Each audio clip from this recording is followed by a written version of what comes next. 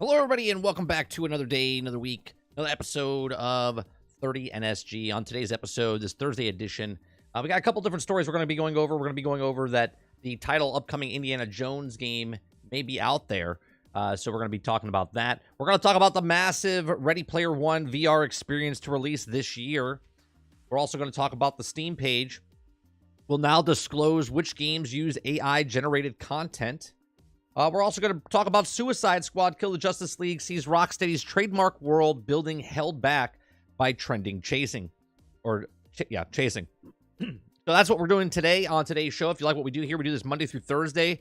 We talk live with chat. We do breakout videos for YouTube. But if you're here live, you get to chat back and forth with the actual topics live.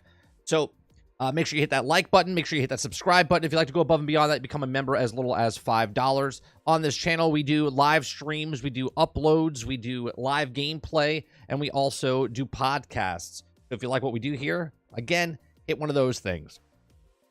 Go on, Rose. What dev is making Indiana Jones? I believe Indiana Jones is being made by... It's a Bethesda company, Machine Games. It's a Bethesda-owned company, Machine Games.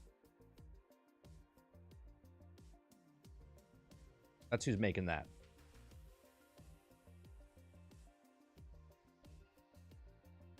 All right. Let's start off with the Indiana Jones. All right, so all the stories that we're going over today, the main stories, there's going to be, if we get through them, there's other stories we can get to.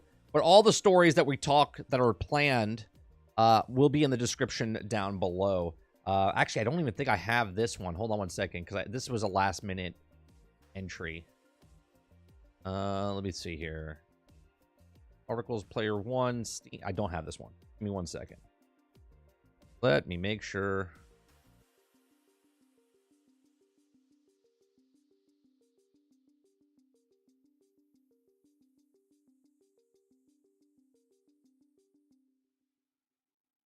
By Obio Gaming. Here we go. All right. Twilight clips.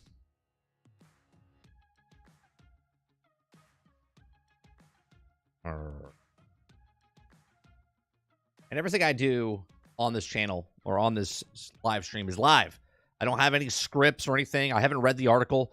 So the way it works is, if you're new to my channel and you're watching this after the fact, I read the article. Haven't read the article ahead of time. So I read the article right on stream, give you my thoughts as I'm reading, and then we have a conversation back and forth with chat.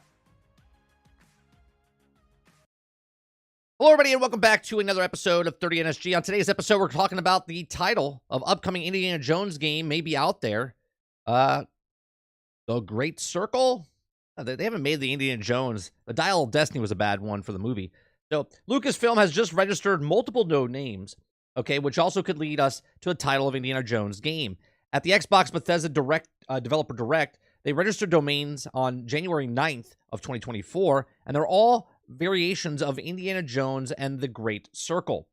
From a Twitter account, Kirkactus says might have found the official title of Bethesda Indiana Jones game developed by Machine Games. Indiana Jones and the Great Circle. Lucasfilm registered several domains on January 9th, 2024, which the titles such as Indiana Jones and the Great Circle Game.com. This one leaves no doubt. There's also other ones. Let's see if we got here. Let's see. We got Indiana Jones and the Great Circle.net. Indiana Jones and the Great Circle.us, Great Circle.asia, Great Circle.com, Great Circle, Indiana Jones, Great Circle, Great Circle.com, Indiana Jones, Great Circle.com, and Indiana Jones and the Great Circle.online. So obviously, it does seem like that's going to be the title of the game. It says we don't have much longer to find out. Indeed, the title of Indiana Jones game as Xbox Developer Direct 2024 features Indiana Jones will be happening in a few days. Now, Bethesda UK also posted videos on the X account, formerly Twitter, as showed broken pieces of circles and all come together in the form of a complete circle, which is the phrase of time to learn more with the time of DirectX. So here it is. This is the little video they have. They put this little circle on the screen. It's a broken circle.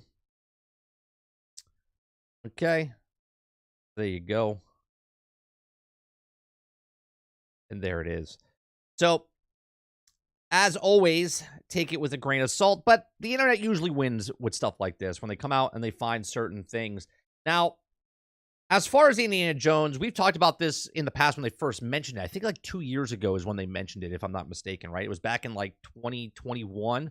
I forget if it was at the Video Game Award show or if it was at the E3, or not E3, but Summer Game Fest.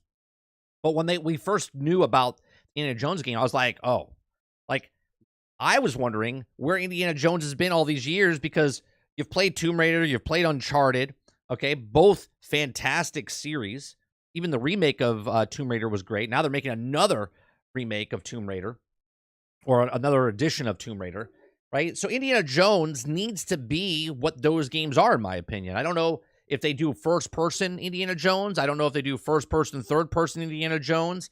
I think it would be interesting. I always like playing third-person / first-person. Let me choose how I want to play. But I think it would have to be like an Uncharted, right? Like, this is what Uncharted literally is based off of Indiana Jones, so you would hope that Indiana Jones... I'm not a big fan of the actual title, but regardless of what the title's called, I mean, I'm not a big fan of Suicide Squad Kill the Justice League. That's way too long. But Indiana Jones and the Great Circle, I'm not a big fan of the title, but hopefully the gameplay that we're going to see, supposedly there's going to be a 10-minute long presentation of Indiana Jones come next week on, well, a week from today, actually, next Thursday, I believe. And we'll talk about it on the podcast next week. We won't be live when the direct goes live. But I'm kind of excited for Indiana Jones. I mean, but I'm also thinking of Indiana Jones in the past, right? Since that time, Disney owns Indiana Jones, and Indiana Jones has been ruined, in my opinion, by Disney. Now, Bethesda's making this, and Todd Howard is a big Indiana Jones fan, so hopefully he had some input, or they've done something where they keep it to maybe the older films and not the newer films. Please, right? Like, hopefully they attach this, sort of like RoboCop, right? We just played RoboCop late last year. Love the game. It takes place between RoboCops 2 and 3. Even Outlaws, Star Wars Outlaws, that's coming out later this year, supposedly. That takes place after Empire Strikes Back, before Return of the Jedi. Maybe this Indiana Jones game takes place between, Temple of Doom, and Raiders. Maybe it takes place between Temple of Doom and Last Crusade. Maybe it takes place right after Last Crusade. Who knows? Hopefully, it takes place during that aspect. But again, we don't know that much information about Indiana Jones. So as they give us information, it'll be interesting to find out. I'm excited for it. I am. And I'm excited that Machine Games, they did Wolfenstein and stuff like that. So that's a plus. You're like, okay, well, what can they bring? Now, obviously, because they made those games, doesn't mean they're going to make another Wolfenstein type of game. It could, okay? Or they could go like Rocksteady and say, you know what, we're going to change up the plan here. We're going to go make a completely different type of game. So these are just my thoughts. Let me know yours in the comments section down below. Are you excited for Indiana Jones? Do you like the name Indiana Jones and the Great Circle, if that's the actual name of it? Let me know in the comments section down below. What would you like to see next week when they show the Indiana Jones game? Are you looking more for an Uncharted? Are you looking more for like a Tomb Raider game? Or are you looking for first-person-esque type of game, like a Fallout type of first-person, or like a Doom type of thing, but with Indiana Jones? Let me know in the comment section down below. Please make sure you share, like, and subscribe. And if you like what we do here, check out some of our other videos. Thanks for watching. All right, chat. What do you guys think? Do you guys like the name Indiana Jones? The Circle? The Great Circle? Z says, the sounds too generic and dumb, in my opinion. Come on, Stealth. Well, that sounds interesting. Oh, goody. We get to search for a piece of something. Give me OG Tomb Raider. I mean, here's the thing, right? Minecraft came out, and we were like, why didn't Lego come out with a game like this? And then, like, there was Indiana Jones games back in the old console days. But then, like, Uncharted came out and Tomb Raider came out, right? Not in that order. But You're like, why didn't they make an Indiana Jones game? Obviously, they didn't want to pay the licensing fee back then, is why they didn't make an Indiana Jones game, hence why they came out with their own characters. But it's like a no-brainer, right? You gotta make it like an Uncharted. You gotta make it like a Tomb Raider. I mean, they are remastering the OG Tomb Raider. Go play it. Well, they also making another Tomb Raider. Crystal Dynamics went back to start making another Tomb Raider for Amazon. Ron Slusher says, what if PlayStation is to announce Uncharted 5 as a counter move to Indiana Jones? Well, why would that be a counter move? Like, what is that? What does that counter move look like? As, oh, you like Indiana Jones? Well, here's Uncharted 5. Like, people that have a PlayStation are going to buy Uncharted 5 because they're fans of the Uncharted series. And if you're interested in Indiana Jones, and it's an Xbox game, because we don't even know if it's a, you know, on all other platforms. We know it's going to be on PC, and we know it's going to be on Xbox, but we don't know if it's going to be on like Switch or PlayStation 5. So I don't know if that's a counter move of Uncharted 5, right? I think Uncharted 5 can come out anytime and be like, this is what an Indiana Jones game should be like. I love the Uncharted series. I love it. Hopefully there's 100 crystal skulls to find. Like an Easter egg, like sort of like the Riddler's thing. You have to find crystal skulls. Jesus, I still haven't seen that movie, Z. I've never watched it. I never watched the Dial of Destiny. Is that what the last one was called? Let's go on water. Now here's a big question. What if they do a different themselves? Let me see. What do they do? What if they do that themselves from Uncharted besides using Indiana Jones? Let me read that again. Now here's the big question. What will they do to differentiate themselves from Uncharted besides using Indiana Jones? I don't think you have to do anything. I honestly don't think you have to do anything.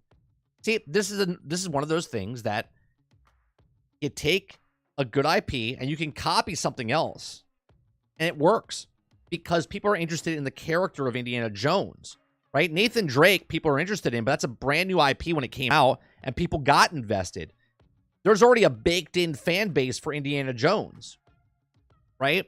So let's just say they took Uncharted and just copied it one for one, or Tomb Raider one for one, and they just skinned Indiana Jones for the main character. I think people would be okay with that. Just tell me the stories of Indiana Jones. Because Indiana Jones, now, you got to get Indiana Jones to be Indiana Jones. Come on, more cap. So Indiana Jones game brings my Bethesda open world, hoping not, and it's more linear narrative type game. Oh, so you're looking for that Uncharted game. You're looking for that Tomb Raider game. You don't want it to be like an open world game. Is that a rumor that it's going to be like an open world game? See, I'm strictly thinking it's Uncharted or Tomb Raider. That answers the question to water then. What makes it differentiates themselves from Uncharted? Well, if it's an open world, that differentiates the whole thing. Then you're playing like Far Cry with Indiana Jones. You know what I mean? Stealth says they just dropped Season 2 trailer for Halo. Looks very action-packed. Oh, I was like, Season 2 Halo? You're talking about the TV show. Okay. Dave Rose says, I have no hope for this game. Not after the last two movies. And there's never been a good Indiana Jones game. It's going to be bad. See, I 100% understand where you're coming from, Dave. I try not to go into that so bleak before I even see anything. Like, all we saw was the trailer of the hat, the whip, the map, right? We haven't seen anything yet. So you're like doom and gloom before it even happens. There's been things that happen that are good games. So I don't want to be bleak like you right now. So I'm going to keep an open mind until I see the actual trailer. And then maybe next week I'll join you and go, yeah, it doesn't look good. Ron says Starfield with Indiana Jones. Hopefully there's not 1,000 planets. And you know, it'd be funny, though, Ron, if someone just took a mod and made Indiana Jones into Starfield. Then you don't even have to have Indiana Jones. The best they could do is what Guardians of the Galaxy game did. Linear game, but great story. Yeah, I think that's all we're looking for, right? I think Indiana Jones doesn't have to come out swinging the fences. I think it just needs to come out and be an Uncharted, to be a Tomb Raider, and tell a story of Indiana Jones. 8 days until Pale World. Give them Pokemon with guns, baby. I don't know. I might try it. It's on Game Pass stealth, but I'm not excited about it. Yeah, Ron. Amazon is working on it, or Crystal Dynamics is working on it. Crystal Dynamics is working on it, and Amazon is the one that's funding the project.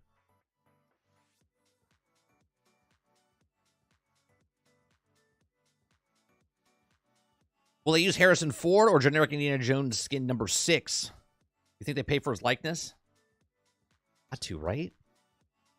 I think you got to. You got to put Harrison Ford as Indiana Jones. Now, here's the next question, Water. If they do bring in the likeness of Harrison Ford as Indiana Jones, because that's Indiana Jones, right? Harrison Ford is Indiana Jones. Just like they did for RoboCop, right? You bring in the actor, and you that's who RoboCop is. So they bring Harrison Ford in. Now do this Harrison Ford voice Indiana Jones. Now that's a thing. Krebsy Gaming says, from my observation, I think those born around 2003 or after don't care about Indiana Jones. I say the based off of not hearing about Indiana Jones talked about amongst that age bracket, unlike Star Wars. Yeah, but I think Indiana Jones, I think Disney wants to revive it. I think it's bad timing here because Indiana Jones came out last year and it was a bomb. Like, it literally bombed at the box office. It lost money for them big time. So obviously, I hope it's not a swing off of that movie. I hope, like I said in my little talk earlier, I hope it's a continuation or in between of the original. That's what I hope. Because that's a huge difference. Huge difference. Like I shouldn't say Harrison Ford. Indiana Jones is that 007 character adventurer. Right? You could literally make a television series about Indiana Jones and the event, which they did in the past, Young Indiana Jones and stuff. You can go on different missions and different every episode's a different adventure. Right? You could literally make Indiana Jones 1, 2, 3, 4, 5, keep coming out like Tomb Raider, like Uncharted, and it could print money if they're just good games.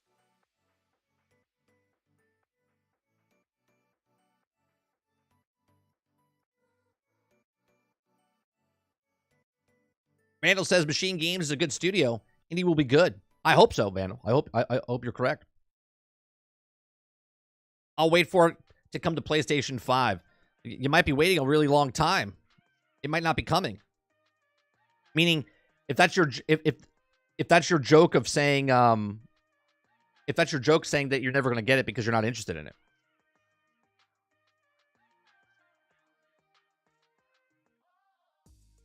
Eclipse says, Epic paid for it, so I'm pretty sure Microsoft has the money.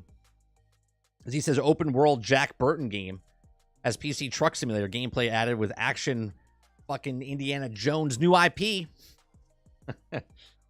Vandal says, they hopefully will use Ford's likeness, but I don't see Ford getting into the voice booth. I think they could sell him. I think they could sell him on it. Be like, look, you're getting old, Harrison. And you don't have to get back in the action pack thing. All we do is need your voice. How would you like to do that? Right? You can get paid really good money for just going into the booth. And it'll be like, oh, fucking. He could, though. If this game is awesome, I would love them to do a Big Trouble in Little China game. That'd be cool. You know, there should be a studio. There should be a studio out there, Water, that literally just does 80 action film movies. Like, I don't even know why is there not? That's the studio right there. 80s action. 80 action studios. And they just make movie games based off the 80s IPs. That studio would be a hit. Would be a hit.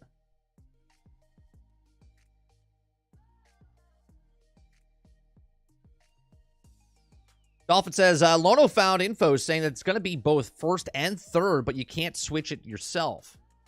So it's going to be like Avatar, where it's in first person until I jump onto a vehicle, and then all of a sudden it's third person, like type of thing. That's kind of weird.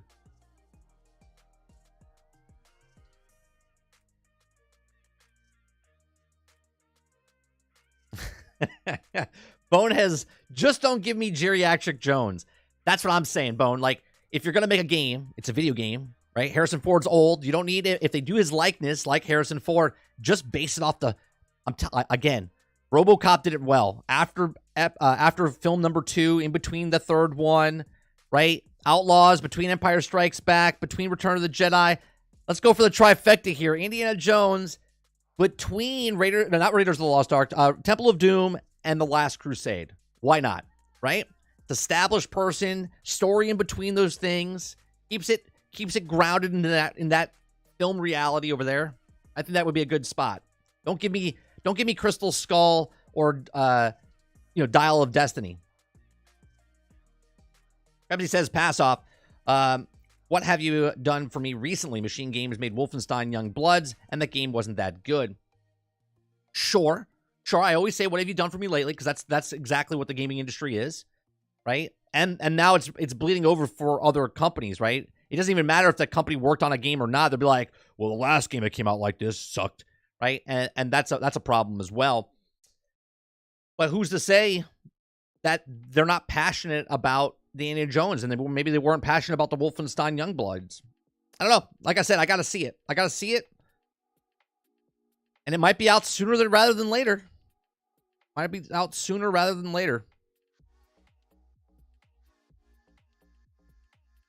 Remember the Indiana Jones game on the original Xbox? How did that work out? I'm not sure. I never played it. Let's look it up. Do we know?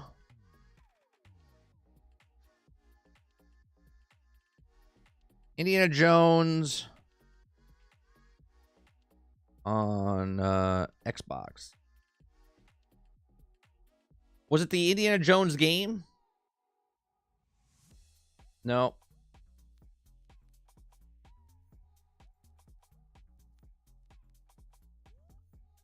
The Emperor's Tomb, right?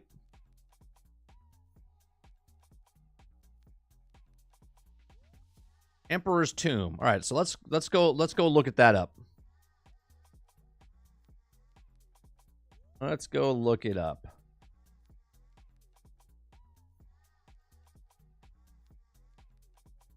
I got a 73. 73, but it got a 8.4 on the user score. But there's only 15 people that played it. 73, and PlayStation 2. Look, even back then, Xbox was trying to sabotage PlayStation by making the shittier version on the PlayStation.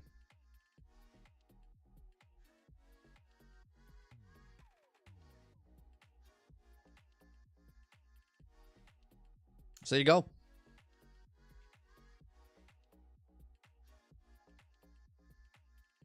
I would rather ski Escape from New York. I mean, here's what you get, right? Let's start a studio. Crowd-funded. Not crowd-funded, but crowd-controlled, I should say. Crowd-controlled, okay? The fans own the studio, okay? You make Escape from New York, Big Trouble in Little China, you make a Terminator game, you make a Judge Dredd game, hell, throw in Karate Kid, you make it like an Airwolf game, right? And you just... Good games, not just taking the IP and shitting on them. Like, truly loved and just keep making the Aliens. You make a good Aliens, right? You bring the actors that are still alive and can still act. Bring them in as voice actors, okay? They would love it. It will even bleed into in the 90s, right? Bloodsport video game? I mean... Originally, I don't know if you know this, Ron. Bloodsport was supposed to be a video game. Was supposed to be, and that's basically why they wanted Jean-Claude Van Damme to play Johnny Cage in the original Mortal Kombat. That's basically where Mortal Kombat came from Bloodsport. I think a Tomb Raider style Indiana Jones game would be a blast. Yeah, I think it would. I don't want to get my expectations and think what the game is, but it just Indiana Jones is Uncharted, is Tomb Raider, hence why those companies made Uncharted and made Tomb Raider because of Indiana Jones.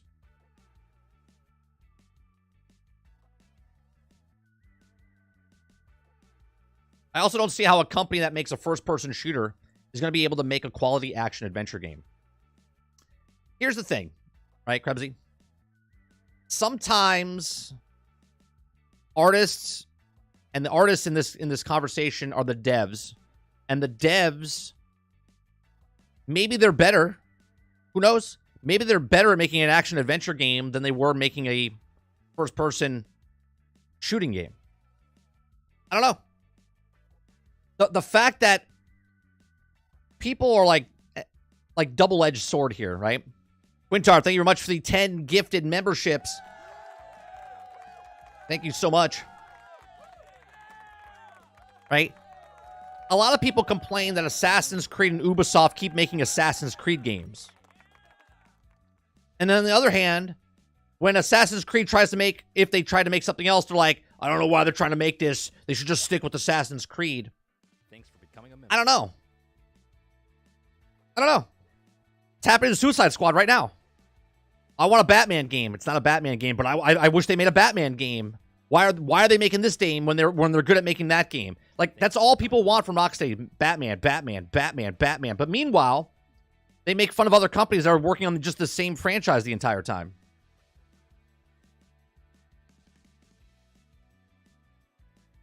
Thanks for becoming a member. Xbox should do a third-person Conan the Barbarian game like God of War. Without all the sad dad... That would actually be good. A Conan game? Like God of War? You get Arnold's model? That would be badass. I'm telling you, you could make a studio, and that studio could live on forever making really good films. Or taking games and making them from 80s action films.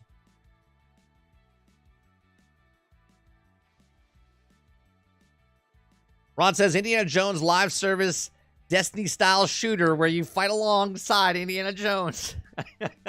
Yeah, you take nothing from Indiana Jones. You just put Indiana Jones in the game, and you're his, like, young son, and you're now in the army, and it's a style shooter, and you got to go to your father to ask him for advice while you're fighting. You're like, what the hell is this?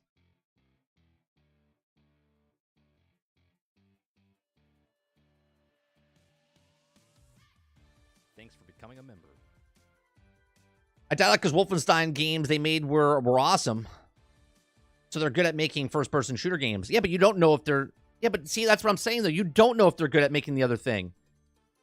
Thanks for becoming a member. You know they're good at making first-person shooters, and you're upset that they're not making another first-person shooter game. So, okay, let's just say this. Okay, Wolfenstein developers, Machine Games, now makes Indiana Jones, and it's a first-person shooter game. Are you happy it's a first-person shooter game? Or are you upset that it's not an Indiana Jones game?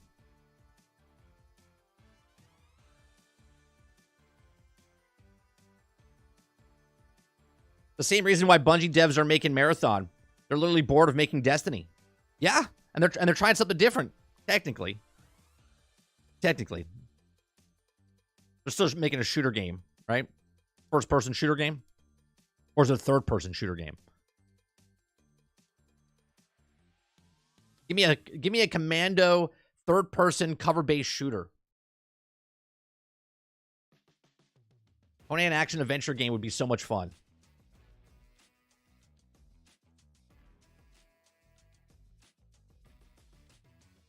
Do you want to live forever? Tango Gameworks did nothing but honor games made by Hi-Fi Rush. Tango Games did nothing but honor games made Hi-Fi Rush. Or horror games. Thank you. I'm okay. Thanks, Jax, for saying that. That's exactly right, right? A company went outside of their bread and butter, made a completely different game, and it worked. Imagine that. Imagine an artist that paints nothing but watercolor paintings and then decides to use pastel colors. And they're like, oh, how dare this artist try to do something different? Just stick what you're good at. Be like, well, how do I know if I'm good at something if I don't do it?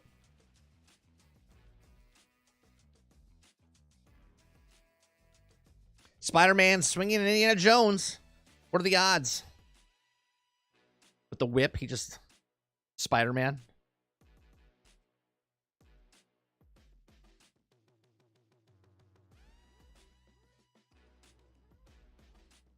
I'm not saying they should stick with first-person shooters.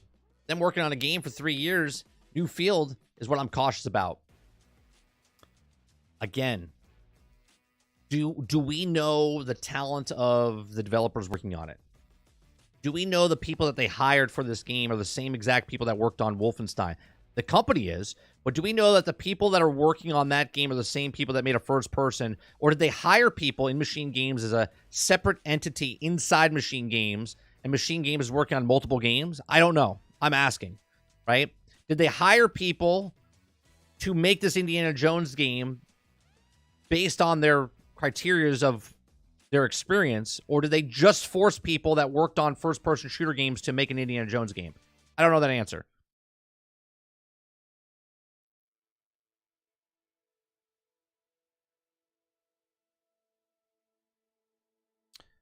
Well, you know, devs can't get bored of what they're doing if they have to keep making the same thing, right? But you know, devs can't get bored. Yeah, yeah. But you hear it all the time. They don't want to do it. Is it in the creation engine? I don't know. We'll find out more next week when we actually find out what the game is. They're supposedly showing gameplay. They're gonna be talking for about 10 minutes about the game.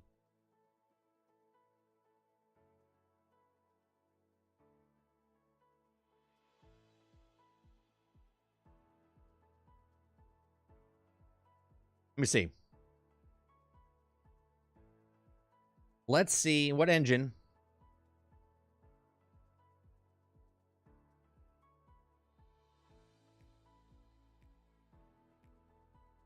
It says Unreal Engine 5. It says Unreal Engine 5 is what they're doing.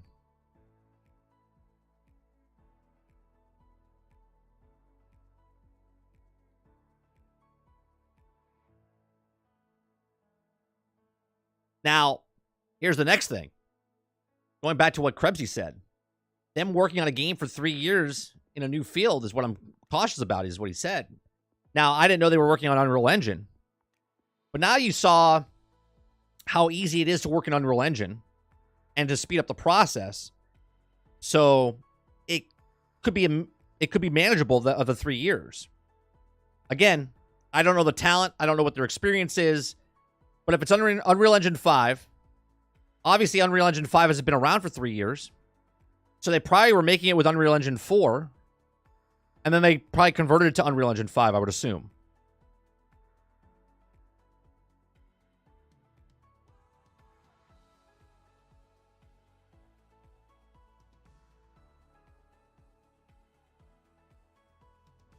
Super Mario squad-based shooter similar to the finals. Okay. I mean, I'm up for it. Why not?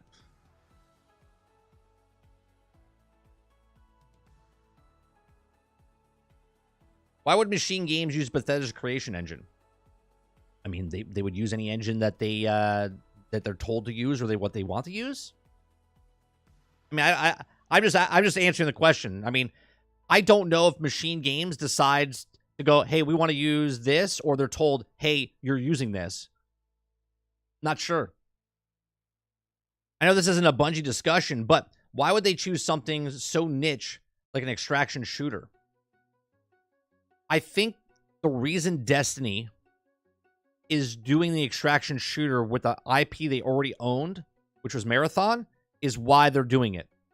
Because they owned the IP of Marathon, and they said, well, why don't we do something based off of this?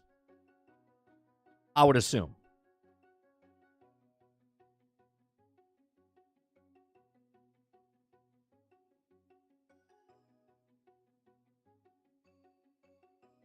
If it's 3 years, or is it Street Wolfenstein 2? Is it 3 years, or is it Street Wolfenstein 2? Are you saying they used Wolfenstein and then just made Indiana Jones? Is that what you're saying, Mo?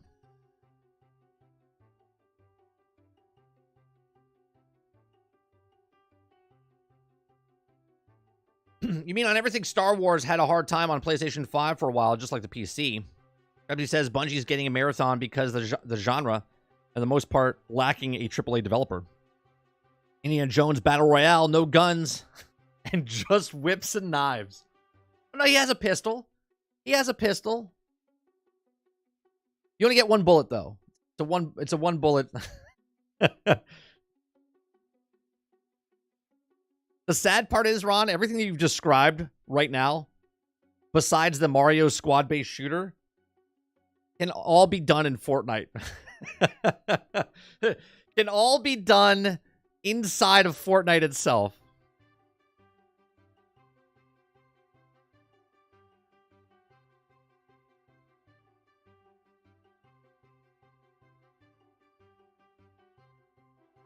Because isn't Indiana Jones, wasn't he a character in Fortnite? 3 years, time to learn Unreal? Time to convert it from Unreal to 4 to 5. In my opinion, not enough time when games without problems take 4 to 5. It doesn't take, and I know very little about this, but doing research for because of Transformers Reactivate, they were converting from 4 to 5. There's other companies that were converting 4 to 5, and it literally took them a couple of months to convert it from 4 to 5. So I hear it's not that big of a deal. It's just better. So it's everything 4 was with more features, and they can move it over pretty fast from 4 to 5. But again, just based on what I've read, no experience whatsoever, just what I've read and other people talking.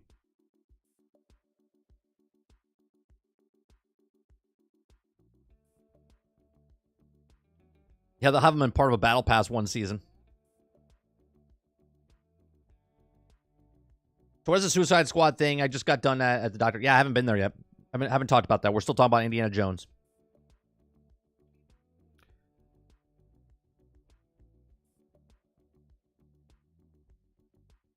A couple of months is 3 years, is 20% of production time. Yeah, but do you think, Krebsy, that all of a sudden the people that are making the game just stop making the game, and there's not another person working in a different division, switching it over to the other thing? Do you think everyone in video games just is doing the same job and then they don't move on? They're still making the game, and then there's someone's job to transfer the game.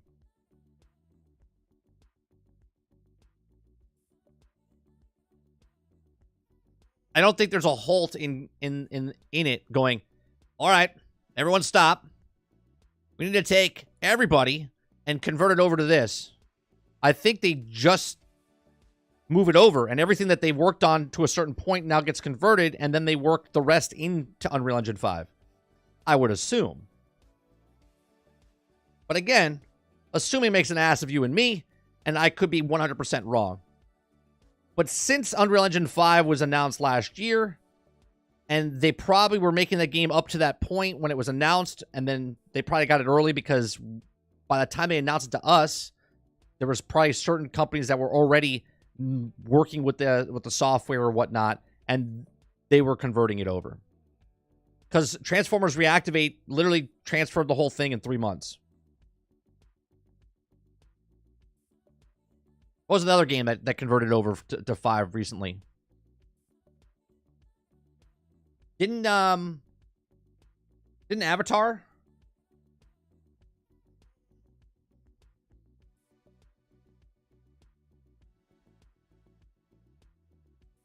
No, they used Shadow Drop because that was massive.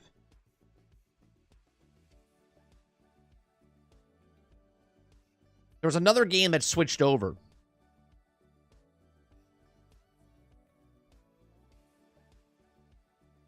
It's a Bethesda studio, but it's Machine Games.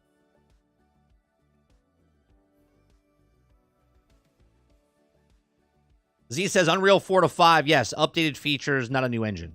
There you go.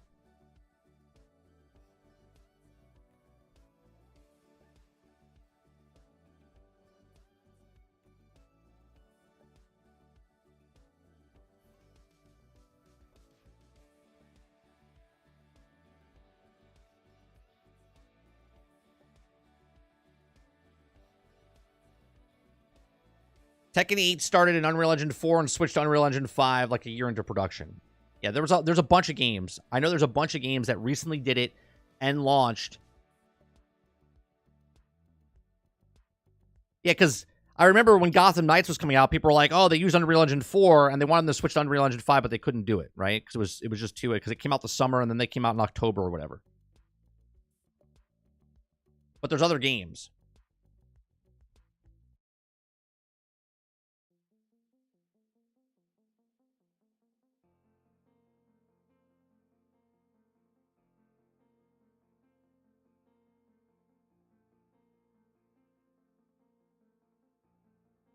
I'm trying to think.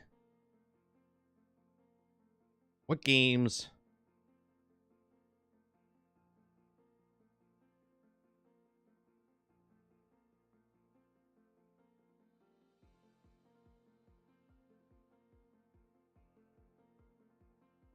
All right, here's a list. I think this is a list. They switched from 4 to 5.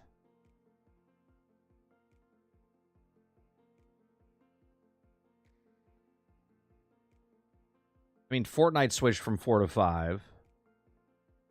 The Matrix used Unreal Engine 5, but that didn't switch. Mortal Online.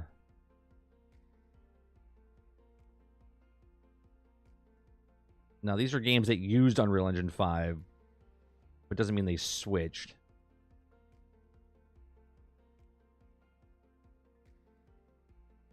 Oh, Remnant 2. Remnant 2 was used 5. So that means they switched from 4 to 5.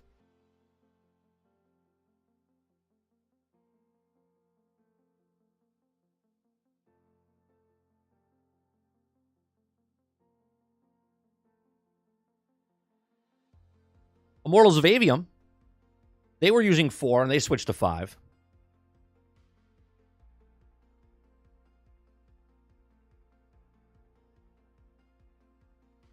Lords of the Fallen used 5, meaning they switched from 4 to 5 because they didn't make that game in 18 months.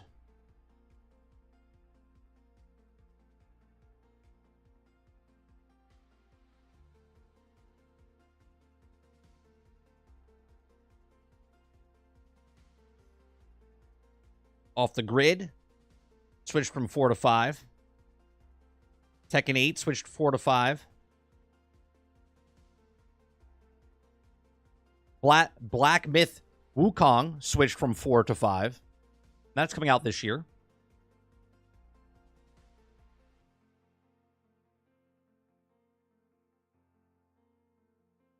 The First Descendant.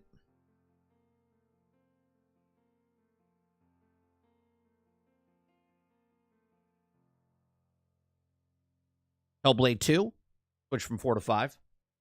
So there's plenty of games that have switched in production from 4 to 5.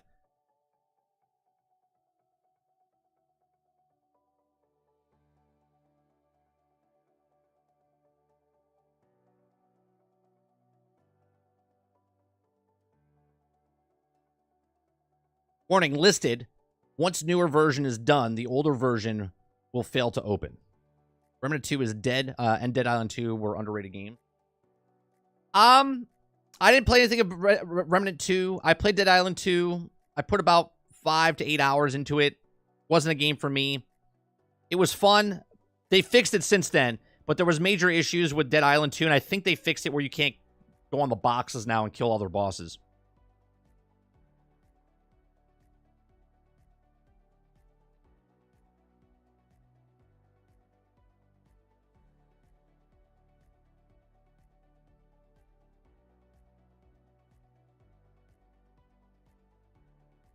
All right, let's go to the next story.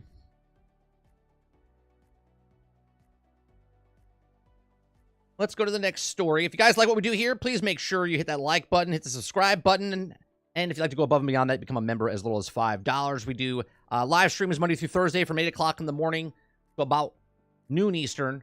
We also do uploads. We do gameplays Monday through Wednesday, and we also do podcasts, multiple podcasts. We do a podcast on Thursday nights, which is tonight, called Generation X Gaming. It's a weekly podcast that goes over a few of the top stories in the past week. We rant along the way. Join me and Sarge. We've been doing episodes. We started our season 10 last week, and this is episode 2 of this year and episode 379, I believe, total. Hello, everybody, and welcome back to another episode of 30NSG. On today's episode, we're going to be talking about massive Ready Player One VR experience to release this year. So, AI and metaverse companies, Futureverse, announced it's partnering with Warner Brothers Discover to bring this version of Ready Player One to life later this year. Futureverse announced the creation of Readyverse Studios, a studio co-founded by Ernest Cline, that story author of Dan Farah, the producer of 2018's movie adaptation. Readyverse is working on to bring a multi-world metaverse depicted in the novel to life. This is a little weird, I have to admit, right? Because there's a lot of the metaverse. We always talk about how the metaverse, Epic's trying to do the metaverse, Facebook's trying to do the metaverse. They're all trying to make this like metaverse type of thing. And here we are. We always compare it to Ready Player One. And then here you go. Ready Player One is making their own studio, making their own game. Ready Player One is a new sci-fi fiction movie by Steven Spielberg from the best-selling book of Ernest Cline. Wade Watts also doesn't have a perfect life of Columbus, Ohio, and is very unhappy. So, if you've seen the movie, I'm not going to read this, right? But it's Ready Player One. Now, the Readyverse will champion the principles of the open metaverse, which are provided digital ownership of community-owned infrastructure, decentralizing security, and interoperability, said Futureverse. Now, it says the future has arrived even more quickly than I can imagine, Cline added. The Readyverse studio will have the opportunity to leverage the revolutionary technology Futureverse have been building for several years to bring to life the best possible version of the metaverse. It says, quote, I'm confident with the team. We found the brightest minds and the biggest hearts in place to lead us into the next chapter of collective future, the future that would make Wade Watts and James Allen proud, and continued. The company also hopes that Readyverse will develop new modes of entertainment that are only possible within the freedom of virtual reality and allow more intimate relationships between tech and Hollywood. It says, quote, there's a real problem bringing tech and Hollywood, said Futureverse co-founder. Now, people come in like vultures and steal everything they create. Having grown up in Hollywood, it was the most important for me, and we also changed that. We're going to the translators and transitions you to IP comfortability and safety.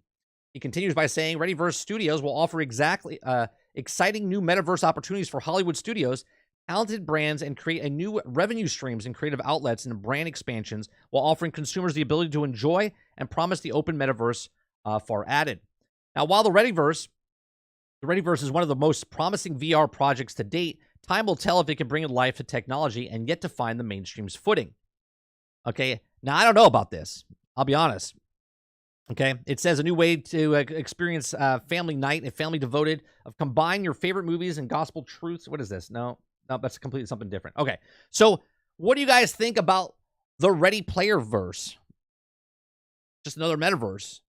How are they going to do something better than any other metaverse that are doing it, right? I mean, right now, I think the closest person to it is literally Facebook, who switched their company to Meta, right? And Epic. Epic is doing a pretty damn good job in their metaverse.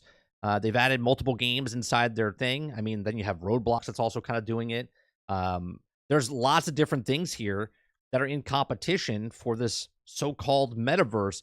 Now, the problem what I see here is that art copies life and life copies art, and this is a little too home because if you watch Ready Player One, you look at that future, and it's pretty dystopic when you look at it and go, I don't know if I want to live in a world like that, where there's another movie with Justin Timberlake with time, and the currency. And then if you die in Ready Player One, you lose your currency and stuff like that.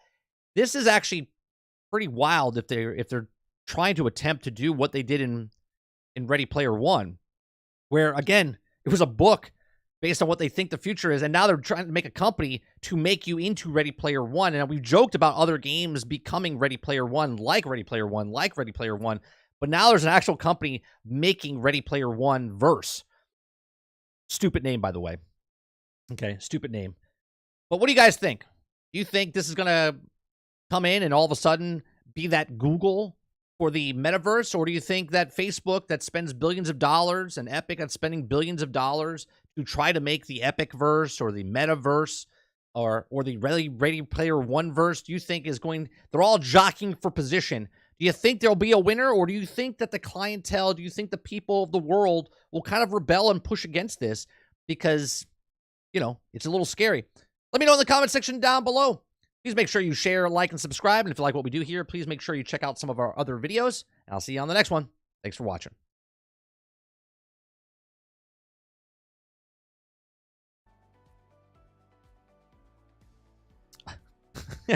Just call it the Nobody Cares verse. It is a little weird. It is a little weird.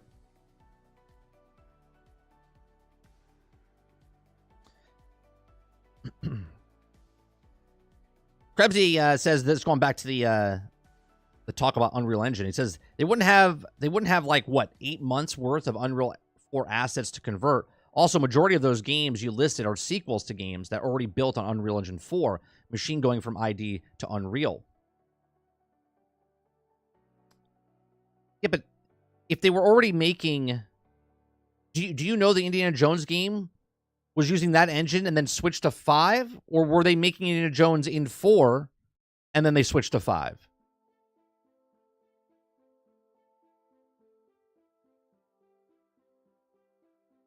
L says the internet is the metaverse. As long as it's not like real life, might be fun. If I like going to the movies meta lobby, I don't know. When I went into, I forget what the hell it's called in the headset in the metaverse. I think it's just called Metaverse or something like that, right? You walk into this lobby and it's just a bunch of randos, and there's like a movie theater and stuff that you can watch. I don't know. It's just kind of weird, and I know it's weird now, and it'll be standard down the road. But it was weird for me to go into like that public space. It's like going to an open chat room. I don't know. It just brings weird. But the difference is like you're there instead of just in text. That makes sense, Z. Vision Pro's out there next month. We're getting closer, but VR needs. I need to have the game. As of yet, that doesn't exist. The Gollum verse sounds interesting. Maybe not. They're most likely using 4.26. Right. Real life is weird. Needs to be like Ready Player One fantasy. Yeah. Like if I mean, isn't that what Epic's doing though? Like I could be a Teenage Mutant Ninja Turtle, you could be Indiana Jones, someone else could be Luke Skywalker, and all of a sudden we're hanging out in a game, and then all of a sudden we go to a movie theater inside of Epic, and then you walk into the room and there's a video player playing and you're watching a movie. I mean, Second Life did this 25 years ago. Do you know what I mean?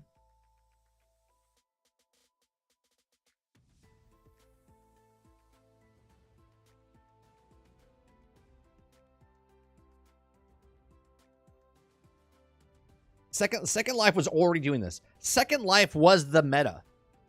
Before anybody thought the meta was meta. Everyone's like, oh, we're going to make the metaverse. Second Life's like, hold my beer. We've been here for 25 years.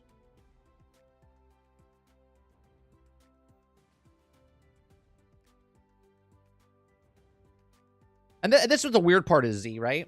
You're sitting on your couch, and you're looking at a screen. And within your screen, you're looking at your character. And then your character walks into a movie theater. And then you can make it full screen, and then you're watching the movie on your screen. Or you're in third person, and you see your characters like Mystery Science Theater 3000 in front of the screen that you're watching, right? Like, you're seeing the world inside. Like, are people really going to start watching movies within the television? Like, you're not watching the television to watch a movie anymore. You're watching your television within the world and then watching a...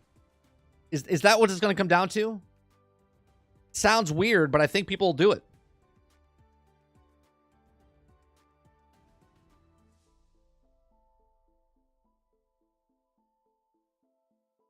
I mean, they've been doing it for 25 years. They did it in Second Life. They did it in Epic with Fortnite. They've done it. They've done it for years in other games. Watching a movie within a movie screen.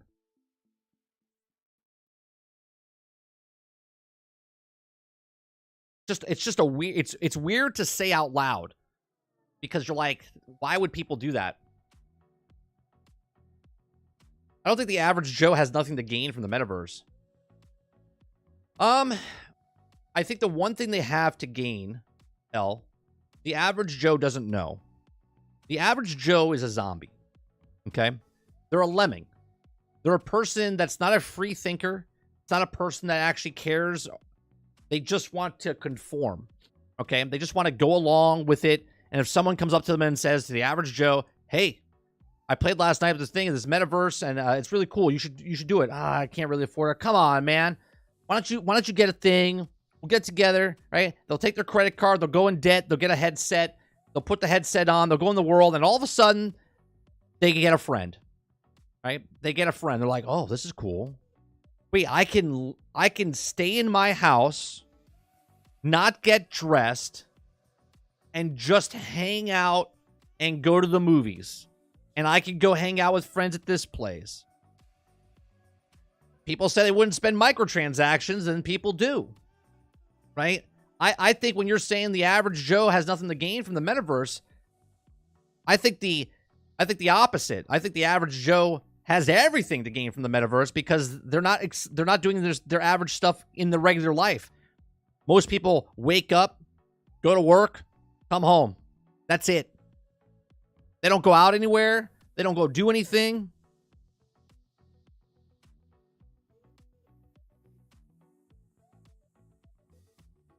The game is in production for 3 years. Machines going from ID engine to Unreal 4. Would take, what, 4 months to teach everyone? I don't know. Maybe the people that they hired for the game to make Indiana Jones already were proficient in Unreal Engine. I have no idea.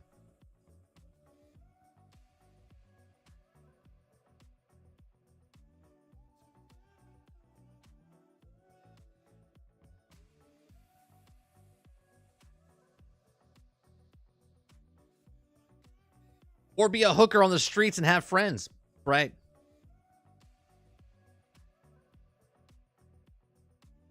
There is such an underground stuff that you guys don't think of. And again, Second Life has been around for 25 years, and people live in that game. And that's before VR headsets came out. Sarge says, "We as society are not ready to exist in that type of world. We have too many mental illnesses. Nobody cares to address under the guise of a new freedoms. It's just another form of control." Sure. But you saw it, Sarge. You saw it firsthand when we played Second Life, what was going on in that world. Right? And it's different than what Akuta Papa is saying. People live in WoW. People live in MMOs. Second Life was different. People played WoW, and they live in WoW, but they playing WoW. People in Second Life were literally just playing Second Life. They were living in that world, building a house, buying land, starting a job, selling goods in their shop, paying rent with their shop, opening casinos and different things, and going to clubs. Like, that's what Second Life was. That is the metaverse.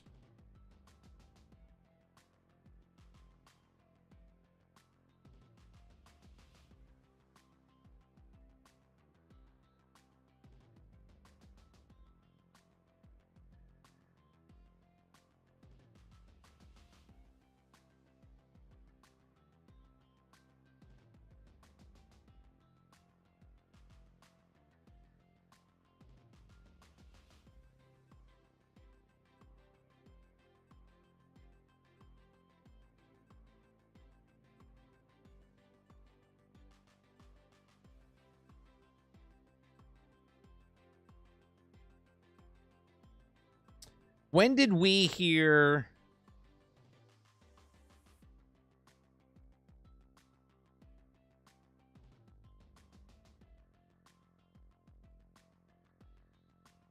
first announced...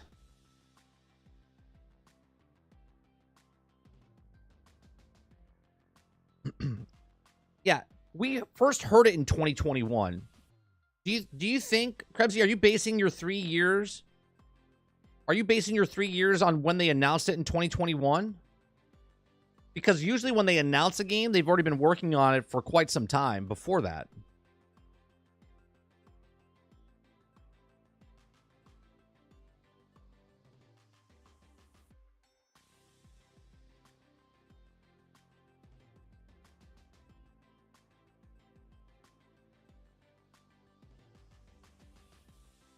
Really? That game seems like a real danger for real life? You're talking about Second Life, Altern?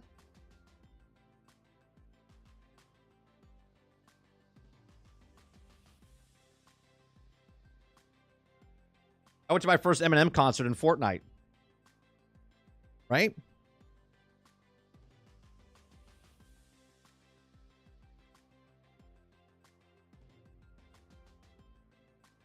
Basing off what Lono said? I mean, I would say it's in production for at least 5 years. By the time they mentioned it, they probably were already working on it for 18 to 24 months. Now, they announced it in January of 2021 to us, to the public. Now, sure, could it have been just started then? Perhaps.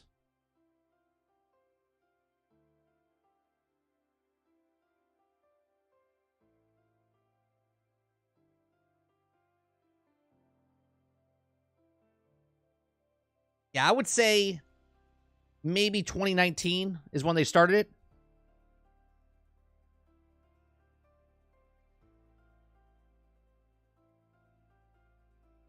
Yeah, I always bring up Second Life a lot for these conversations, right? I played Second Life for quite some time.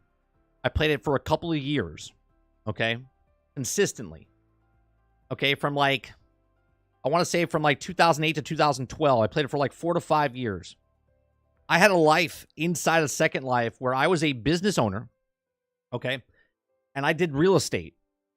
And I also was a photographer. And I worked for a magazine. This is no joke, right? This is not a joke. I worked for a magazine made up inside Second Life. Someone said, I wanted to make a magazine in the game. They wanted people that use photography, and people knew certain photography was better. Like, I could manipulate the camera, do certain things better than other people. It wasn't just screenshots. It was literally making really good, really good pictures. And I would take pictures of models in the game for a spreadsheet or for a magazine that you open up in a PDF type of stuff, okay? And people were designers of clothing in the game, and there was people that spent lots of money, okay? Lots of money on their avatar, okay? To look beautiful, okay? And then from that, they would model the person that was creating the actual clothing. And I would take pictures and make an actual thing. And I would get paid real money in a virtual world through their lindens. Lindens is the actual currency inside of Second Life. Okay. And at the time, it's probably still around about the same, but it was 250 linden for $1 US. Okay. Company was based out of San Francisco, still is. Okay. And I would get paid hundreds of thousands of real life dollars for doing virtual stuff in the world of Second Life. Okay. It was an unreal experience. I went to an opening of a museum inside and covered it. Okay. I went to car dealerships that were made by the actual car dealerships within Second Life. There was software companies, okay, inside of Second Life. This has been around for 25 years, Altern. Okay? It was so big at the point that people were coming in like the Wild West inside of Second Life, opening up casinos, programming slot machines and tables of craps tables, and they were gambling money. They were laundering money in the game. Okay? People became millionaires off of Second Life by doing virtual real estate and whatnot. People opened shopping plazas and skyscrapers and all of these things.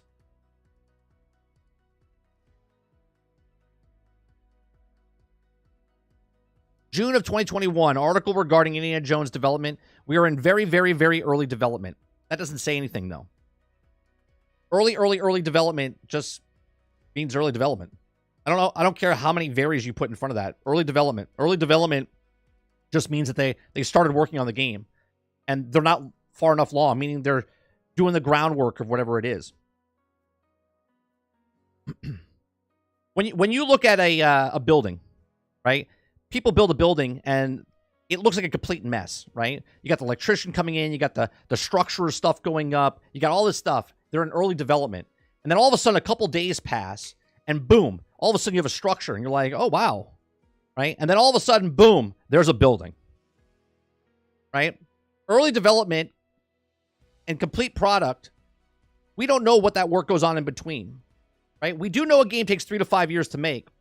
And we don't know if the early development, they barely move the needle, and then all of a sudden it just all comes together and it's done. Again, we don't know.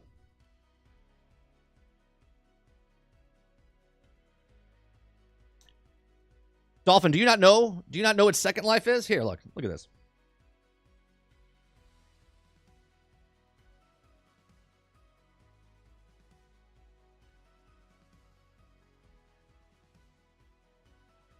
This is Second Life. Okay, this game has been around for 25 years, and yet people come in and they're like, "What? We're gonna make the metaverse." Okay, Second Life is literally the metaverse, and it's been around for almost 30 years.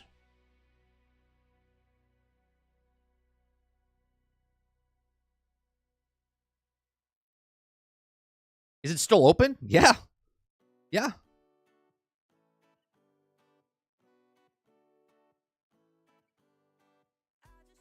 See, look, this is microtransactions, right?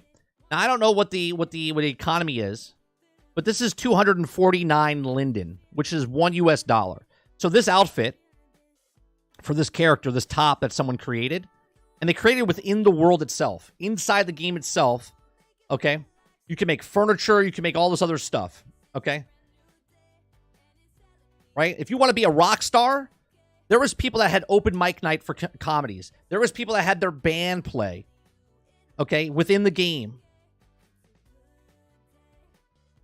Okay, everything in this game was created. People created penises, working penises and vaginas in the actual game. They had animations for sex. There was sex dungeons. There was video. There was podcasts. There was film studios. It's insane the amount of things that were happening in Second Life. Okay, it was like the Wild West. Right? This couch is $2. Right? Like $6.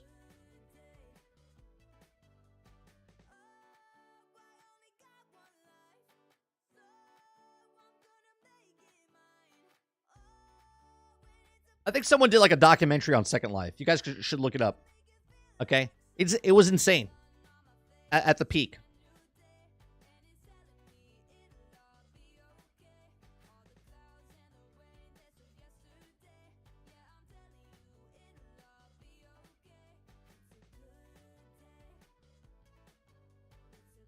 Like, to put it in perspective, there was a video player that someone would sell television sets. They owned the right inside of Second Life, okay? They owned the right where the coding in the game, everything you come up with in the game, you own, was copy protected by you, okay? Anything you made, doesn't matter if you made a piece of furniture, doesn't matter if you made a code for the penis that they created in the game, it had a digital signature on there that was owned by you. No one could steal your stuff, right? It's like intellectual property, okay? And people paid for certain things. People were making millions, man. Thousands of dollars a day. Hundreds of thousands of dollars a year for certain people. Certain people were millionaires for the real estate part and the businesses and the clubs they promoted. They would get real DJs. Real DJs would come to a club to play to a popular club inside of Second Life. And Second Life, there would be thousands of people inside of a club.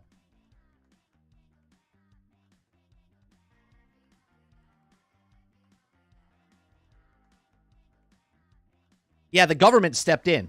The government stepped in. The real life government stepped in because the gambling and the amount of money that was being done with the with porn and gambling inside of the game was astronomical. There was people that were creating banks inside the game and would give you an interest rate inside the game. Okay?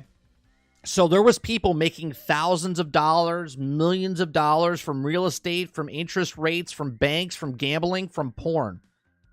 The government stepped in and put a kibosh to that. I think it was like 2011 is what happened.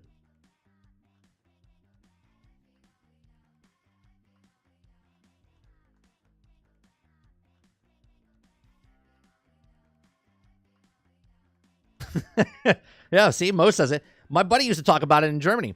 He would come in and tell us a story like, I went to a bar and it was a blast, met someone. And I'm like, for real? At the bar? And he said, yeah, in Second Life.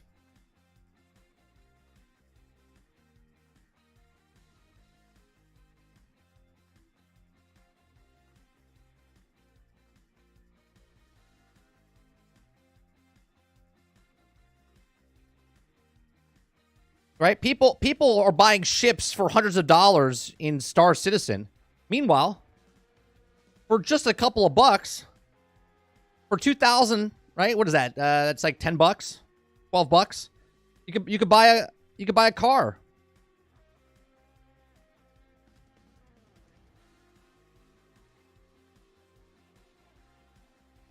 $15, you could buy a chopper. Buy an airplane, right?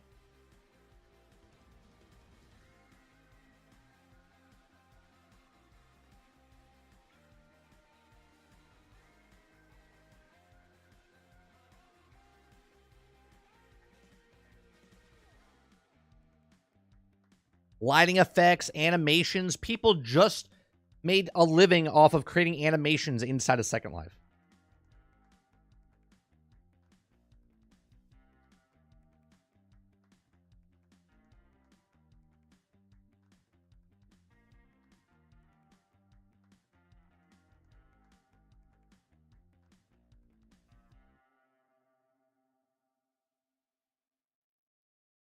Yeah, it's crazy.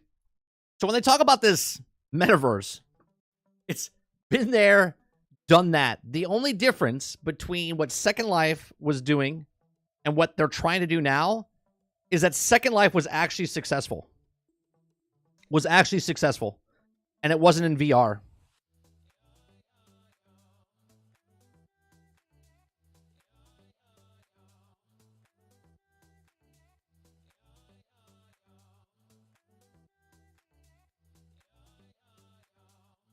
Time to use those years of knowledge to earn money in virtual porn. I mean, go for it. No judging here. Front of house says, you're blowing my mind. I never heard of this. I was at the forefront of what was happening in Second Life. Right. It was so successful the government had to step in.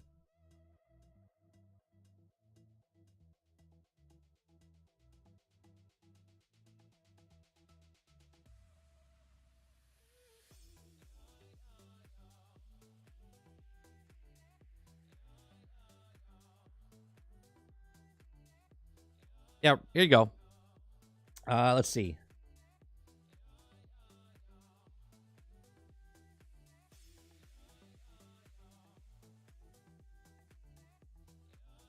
Let me look up the article.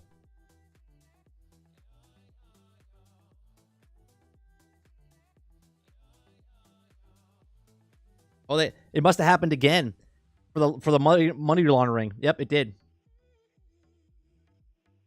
2019, they got hit up again with the enforced anti-money laundering scheme.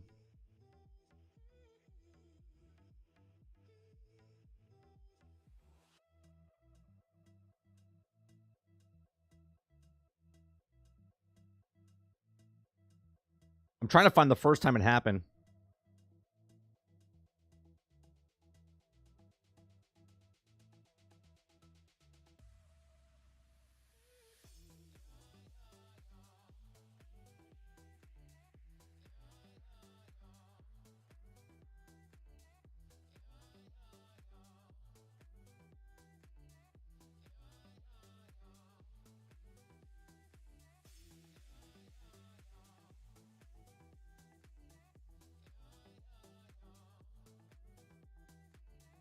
Yeah, 2011. 2011 is when they stepped in.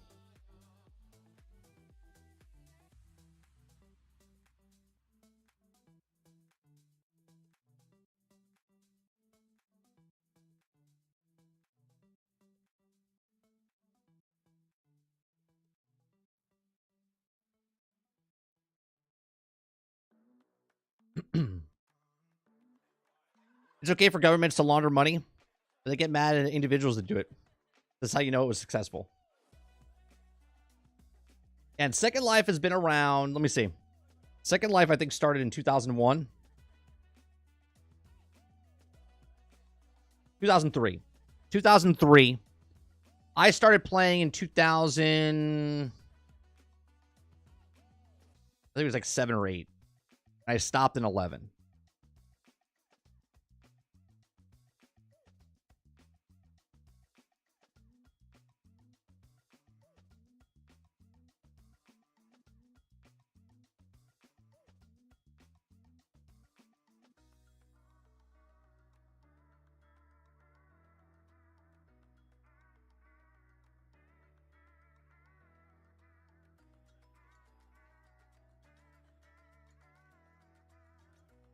I'm trying to find something real fast because they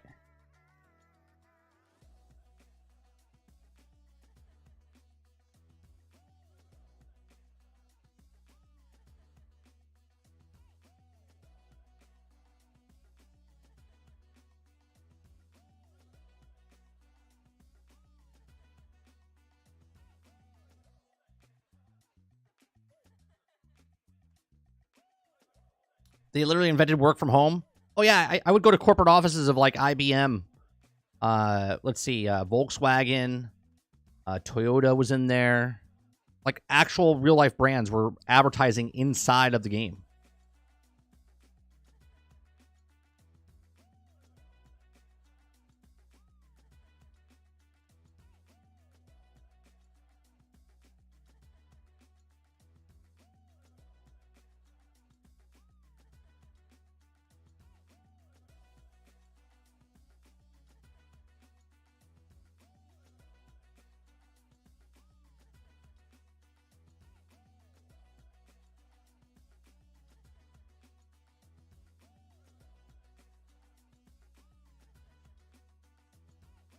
I can't find it.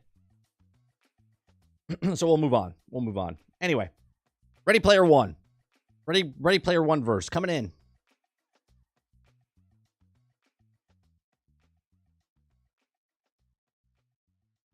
What game was it? It was Second Life. Second Life Gaming Fire.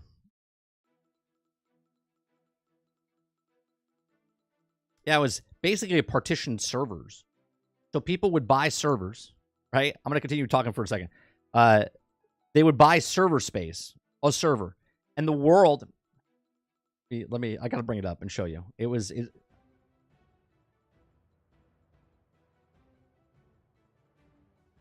Okay. This is the map of Second Life. Okay. This is the map of Second Life. Okay. As you can tell, each of these little dots. Okay. Each of these maps right here. This square. This square right here. Oh, you can't see my, hold on one second. Is this the, no, that's mine. Let me get my cursor on there for you.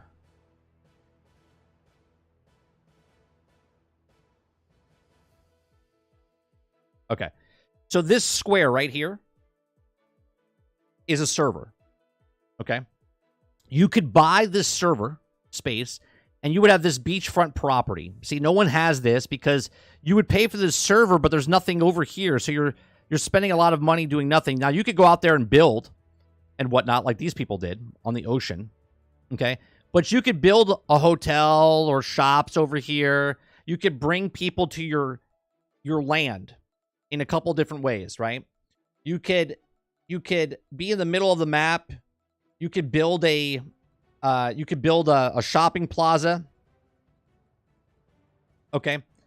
Like, look at this. This is like the islands out in Dubai. Okay. So someone made it. I bet you this is all owned by the same person. Okay, I bet you this is right. I bet you this is all owned by the same person. Okay, under different names. So they have this server space. They made these islands out there. And then they built houses on the water. And then you charge rent for people to live in the world. Okay? And look, there's houses there, meaning people live there. Look at the amount of houses that are on the thing. Now, if you can make a server and put enough houses on the actual property, and you're charging $1, $2, okay, per the server, okay, per day, $1 per day, right? And it automatically collects for you. You don't have to knock on someone's door and say, hey, pay me the money. They pay up front. They want to stay there for 2 weeks. They pay whatever the fee is. If it was 100 lindens per day, then it was 700 linden per the week, okay? And 250 linden is $1. So if you could put 10 properties on your place and you're collecting $10 every day, you know, you would queue it. So then you just keep buying more property, okay? And they kept opening up more space, right? Look at this. Look. Okay? It just keeps expanding.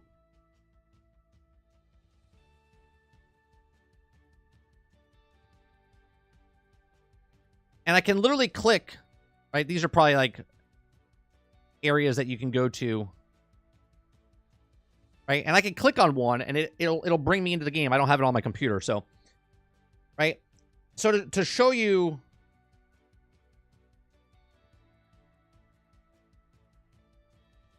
right, I can't visit it. But there's a whole bunch of stuff. Clubs. Why is it the shape of America? It's not. It's literally just whatever people want to make. All of this is open space. All of this is space where people, right? Like this server hasn't been taken, right? You could build your land or whatnot to open it up. You can do what you want, right? I'm sure that this person right here literally owns all of this, right? And some people want to stay away from other people. They don't want to be. I guarantee you, look, for rent, right? I guarantee you no one's complaining about boundaries in this game because at the end of every tile, there's a wall. And if you want to go to the next tile, you can't just walk over. Okay? Now, in this one, you can because this person owns all the servers. So this person owns all the servers. So you can walk from one server to the next server.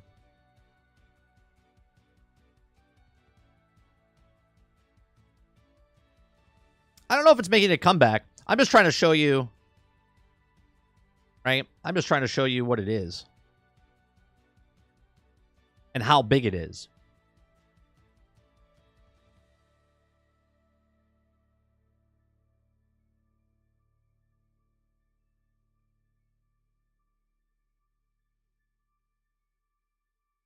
Let's see.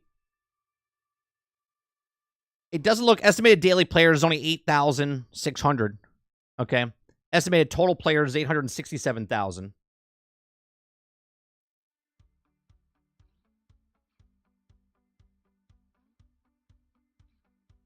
Oh, but that was back... Hold on a second. That was back 21 years ago. Hold on, I gotta find an actual player count. Let me see.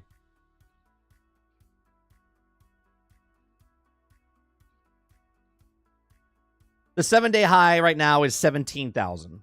17,000.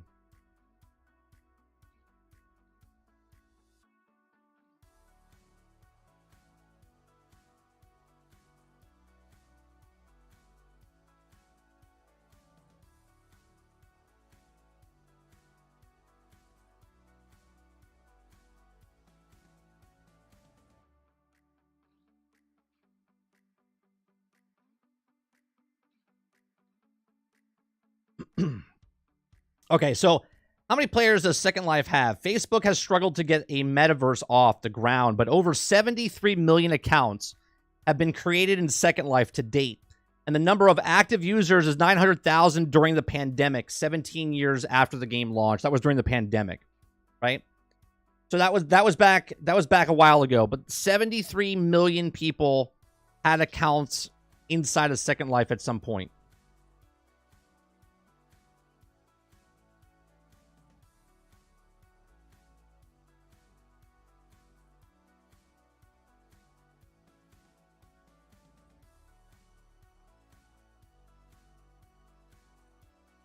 And you could do whatever you want in that game.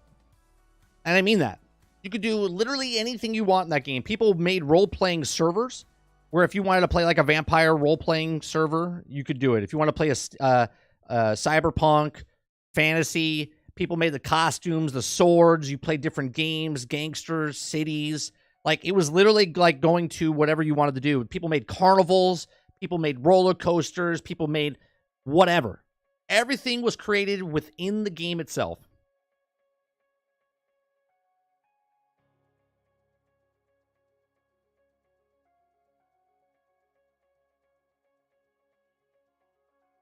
Yep, you could do that too, Sarge. You could just fly around like Neo in the Matrix. So what you're saying is I should make a plane in a couple of airports and spend time charging real-life fares for people wanting to travel. You could actually literally make planes and stuff like that. It's a very intricate, like the building system inside the game itself. If you're a 3D modeler, you can make a lot of money in that game. A lot of money in that game.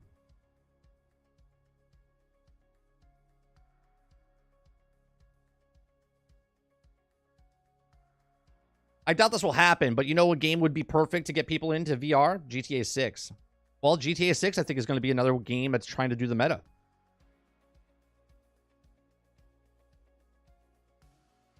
I have not seen Paxdel. No.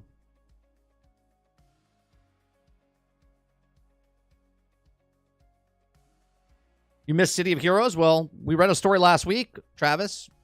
They got full, they're allowed to use the name and everything. They have a server. You can go play the game right now. You can go play City of Heroes right now.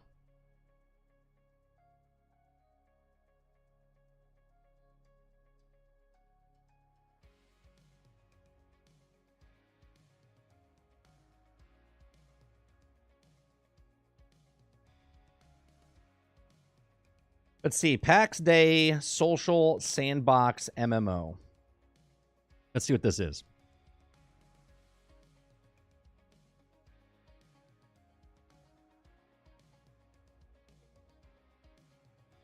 No, I believe it's opened up to everybody now.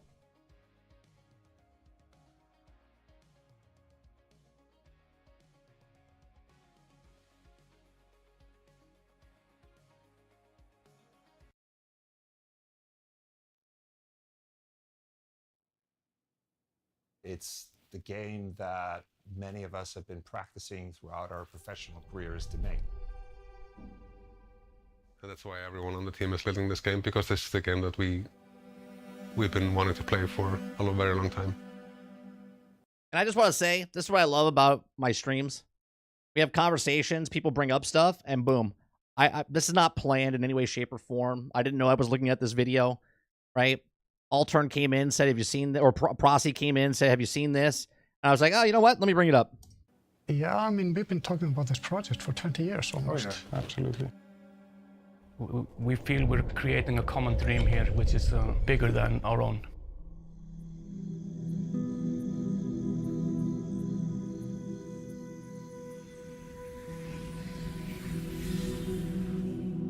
It looks pretty. PAX Day is very much what you want it to be. It's a world. It's a place which is real, feels real. It's always there. But most importantly, you're there with other people. And that's really what the sandbox is all about. It is about maximizing human interaction in a meaningful way. And we feel, you know, this is the holy grail in MMO design. So this is a very niche. Not only is it niche, you see, Second Life is opened up to everybody. You can make whatever you want. This is literally fantasy based. So if you're a sci-fi guy, if you're a reality guy, like you want like modern stuff, this is a very niche community already. and then they're trying to make it where basically you're living in this world. So the name of the game, PAX Day, like we're calling the Divine Peace, and it's based on around the idea the way we're constructing the world is, as a new player, you start in what we're calling the Heartlands. So these are safe valleys in which you're allowed to build with your friends and form the communities and do a lot of crafting and have your villages in. And these are like the peaceful areas that are guaranteed to like not be very dangerous. So you're going to be in relative safety when you're in these areas. So we have modularity built in how we do the visuals of it. The good thing about doing it that way is that we also then give players in the crafting part of our game a lot of flexibility and customizability. And we're pushing this very, very far for PAX Day. Let me say, I appreciate artists and stuff that want to make a game and they feel like this is it. This is the game. I get it. I totally get it. It's a super hard sale. Super hard sale. A lot of people, even the people that are for this game, when they start playing it, they'll dive into it and go, "Oh man, this is so good. I get to live." But if it doesn't catch on and there's not enough people playing the game, it becomes dead and you're like, "What's the point?" For the player, we offer a character which has multiple different layers. So depending on what type of game you as a player want to play, you can combine these items which have specific stats. The thing that I'm most proud about this game is the procedural costume and surface generator that I made for character art, which is a procedural way of controlling the metals and leathers in the game, how they behave and how they look. All of it is meant to at least be to some extent historically accurate. It goes extremely in depth and it offers a lot of visual variety. You can then choose to go on adventures and like exit the Heartlands and start go exploring and go to like PvE adventures that are much more dangerous and like experience PvP when you're outside the valleys and you're basically not protected by the Divine Peace. What we have done is harvested a lot of myths. Yeah, but here's what I don't like about the PvP stuff, right? In real life, if you're out forging for someone, no one's coming up behind you to, well, you would hope not, and murder your ass of another human being, right? Because there's that life that actually matters. In a video game, when you're out forging for mushrooms and you're minding your own business and you're not paying attention because why would you? And someone comes up behind you and murders you, it's frustrating, right? That's the part. Because there's no rules or regulations at that point. It's just someone can go around, and this is why I don't like where it's automatic PvP instead of the people that want to play PvP. And fables from stories around the world and implement them in our own way. Magic is real. Ghosts are real. The extent of knowledge Magic is real and ghosts are real. Got it. is not known. And this basically plays onto our built-in instincts as humans. You know, we like home, we like cozy, but we're still curious about the darkness, you know, and we also want to experience adventure and danger at some time. There's more in this world than it might seem at first, and that also provides this sort of progression into the game. Like the further you head out, the increasing the dangers and also the reward. Is this one life? Is this like a survival game? Like if you die, you're dead? Would be. I think it will take a very long time if you want to really explore everything of the world. But yeah, it's going to be super big. Because I think if they go with the hardcore mode, and you have one member, one life, then people wouldn't just run up to you and do stuff. You know what I mean? Because then they're all in the same boat of I don't want to lose my character. For PAX Day, we're using Unreal Engine 5, and this allows us to do incredibly vast worlds in incredible details. We have this semi-procedural approach where the human makes the interesting and important decisions, and then the computer fills out the rest. Oh, so good. You're not buying assets from the Unreal Engine store like some other MMOs. Change things in a really large scale in a matter of seconds. Striking that right balance between areas that are nice to play in, but have those cool views and epic views of the mountains. Currently, we're focusing on the PC platform, and we're focusing on launching it on Steam.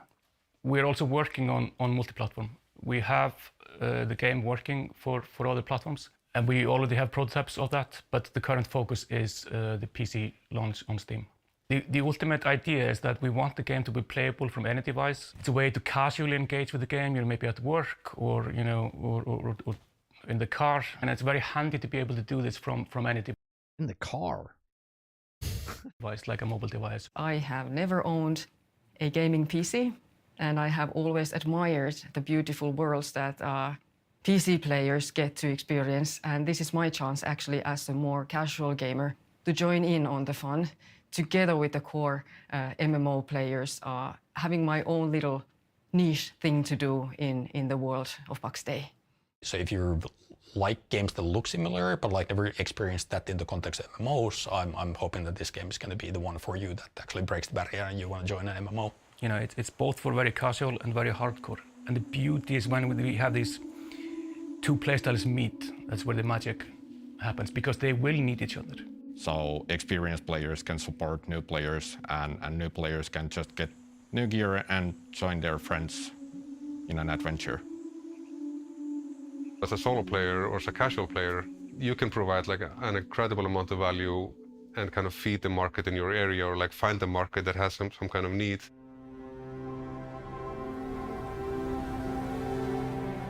You don't need to participate in the big drama.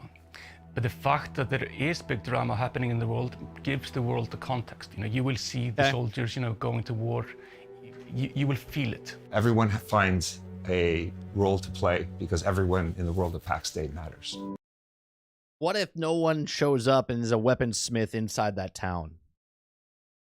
Right? Do you know what I mean? Like, I love this because this is why I love Star Wars Galaxies back in the day. Because if you were a weaponsmith, people would show up to you and say, hey, can you make me? Because you were building up your skills. But what about if you're in a town and no one's a weaponsmith? What happens then? No weapons, there you go. Yeah, that would suck, wouldn't it? So then someone has to step up. What about if that person that steps up has a full-time job and can't be on very much? Then what happens? See, this is the problem with MMOs like this. If something is so real and then people can't be there, then it breaks the immersion of the game because... Do you know what I mean? Right? We have a doctor, but the doctor's offline right now. So nobody can heal us because he forgot to leave bandages in the town. That's exactly right, Water. If the security guys that are... I'm the sheriff of the town, and yet I'm not online, and my deputy is also not online, and someone comes in and starts causing problems in the town, and no one can defend themselves, everyone's dead, because I had to go eat a sandwich.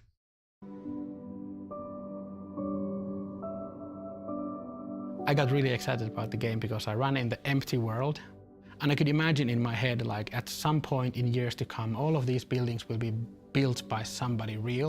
See? And that's exactly why I liked Star Wars Galaxies. You would run from one major hub to the next, and there'd be nothing in between. And then there would be one house. And then you come on a couple days later, and you make the same trek while you're doing your XP farm, and then boom, there's 2 houses, and then there's 5 houses, and then all of a sudden it's a small town, and then it's a small city. Then it has a spaceport. I loved this shit when it was doing it. But it also dies because no one plays. Like an actual person. And that felt really nice. I want to be part of this. Sure, building this I 100% world. with this guy.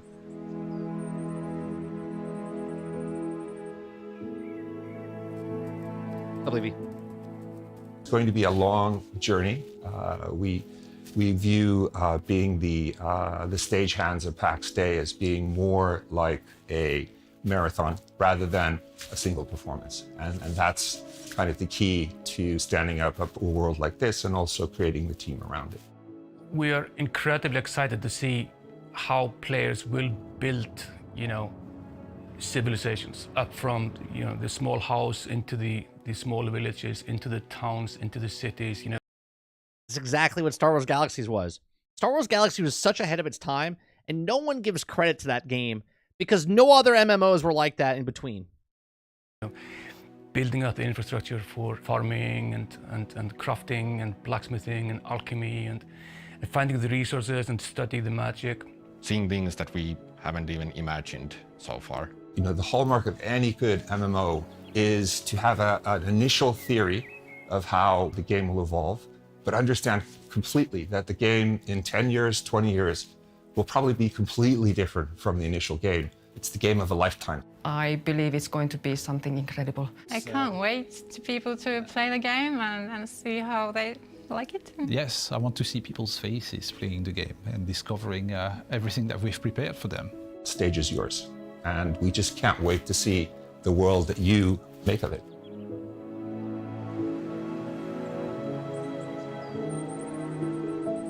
So please go to playpaxday.com or find PAX Day on Steam, wishlist us, and we'll begin opening up access for our first wave of testers before too long. Here's the thing. Big credit for them, right? I hope it works out for them. Okay? I do. But this is not the first time that a game like this has happened. Okay? Isn't Ashes of Creation sort of like this as well? Where you're like biggest MMO, you're going to be living in this world, right? I hope it does. I love stuff like this, right? Again, I was more interested in Star Wars when they did it, and it failed, right? And then there's other games that are not big IPs that become really popular and it works out. But this game dies if your community, that one day everyone's hyped up, right? All of us are in this game. We're like, yeah, let's go do it. We build a city. We build a thing. Travis is the bartender, and Water is the doctor, and Prosy is the baker. We're all playing together, and then all of a sudden, somebody's out the scavenger to go get the supplies for Prosy to make the food, and then Prosy can't make the food to sell in the baked goods, and then I don't have any food, so then I have to go out and make my own thing, but my food is less potent than his because I'm not the baker, right? So it loses its thing. You're like, well, he didn't show up and I can't do this. So I'm going to leave this town. I'm going to go find another town where people are actually part of the community and they're actually pulling their weight. This is what it happens. Okay? This is what happens. When it's so realistic, it's a game. It becomes super realistic. It breaks down. You know what I mean?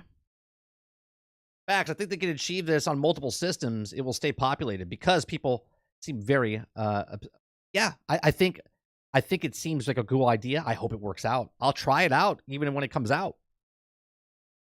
Sarge says in Ultimate Online there were people that were high level that were hired by clans in towns to protect the town. Actually, people on guard duty, and they would work 1 hour or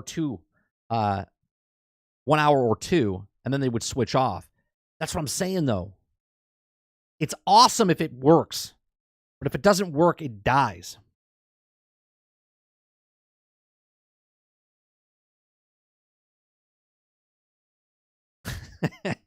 Marta says, oh, if I'm the doctor, then you're all going to be cyborgs when I'm done doing healing to you. Like, I hope it works out. I hope it works out.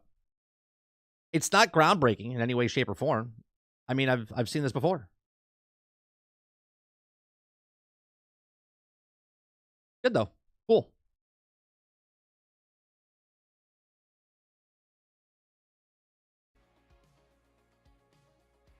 Right, just like real life.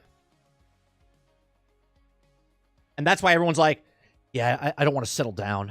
I'm gonna be a scavenger. I'm gonna be a smuggler. I'm gonna be a person that's an adventurer that just goes around from town to town and doesn't settle, right? There's got to be reasons to do it. Why am I settling in a town? What are the benefits? What are the buffs? What are the reasons for me to stay in that town? Right?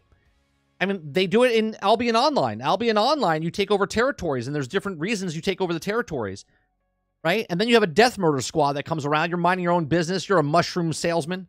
Right? You're like, oh, I got my mushrooms. I'm just going around collecting mushrooms because that's what I do. I'm a mushroom salesman inside the game. And then the murder squad, it's like a wave storm just comes in and murders everybody on the map. And then you're like, boy, there goes my time. And I have to repair all my gear.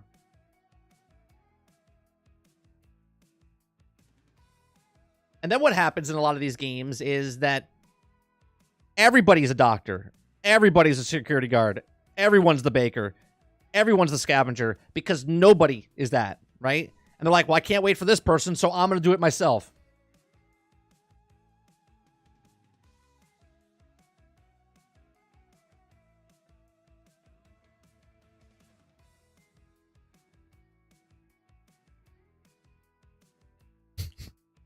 Mushroom salesman and takes your mushrooms. That's right. Right. Another 12 hours to get those mushrooms again. Right. And again, on paper, and the you could tell the passion from these people, right? Like, they're like, I can't wait for people to play. It's going to be awesome. And here's another thing with these type of MMOs, right? And I say this because I speak of experience because I've played a lifetime of these games myself. Okay. The problem is if they kind of make any update, let's say a sword that someone finds is like super OP that they didn't know was going to be OP. That guy could just murder everybody that he wants. And then they make a change. If I live in that world and I'm putting the time in and I'm leveling up and doing all the stuff and then they make a change, that fundamentally breaks the game. So much so, look at Star Wars Galaxies. To become a Jedi in Star Wars Galaxies, you had to randomly have an event where you were visited by the Force. Then you had to go find out there, and then you had to go down the path of the Jedi. So much so that it took weeks and months for someone to become an actual Jedi. And then when someone opened up the lightsaber in town, right, it was awesome. You would see a Jedi come out, and all of a sudden a bounty hunter would start shooting at him, and you were like, this is amazing. And then you were on this trek to try to become a Jedi, or to become Sith, or to do the bounty hunter things and go up the thing. And then Sony went, well, everybody should be a Jedi, so they destroyed the game by everyone you could start off as a Jedi, which then devalued what that person did completely to become a Jedi, or to become a bounty hunter, or to become whatever. Then they fold the game down, and then in 2011, they made Knights of the Old Republic, the Old Republic, where now you get to choose and everyone's a fucking Jedi, right? But it fundamentally broke... Sony Entertainment broke the game because they devalued what people did. Because there wasn't enough people playing, which then broke the balance of the game, and people's towns were empty and all this other stuff. And then they did a mass exodus because they made everybody that was a Jedi from day one. And then the people that were playing the game were pissed off, and they said, fuck you, I'm done. And they left the game. And the people that were the fans of the game got destroyed, or they destroyed the game because they stopped supporting it. And the people that came in now had nothing to do or didn't know what to do. And then they also left the game because of the population was down.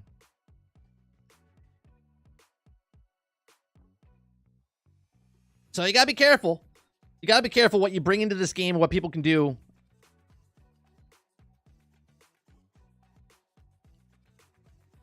There's a Star Wars Galaxy. They maintain it. There's a population of people that still play Star Wars Galaxies, and it's run by the people.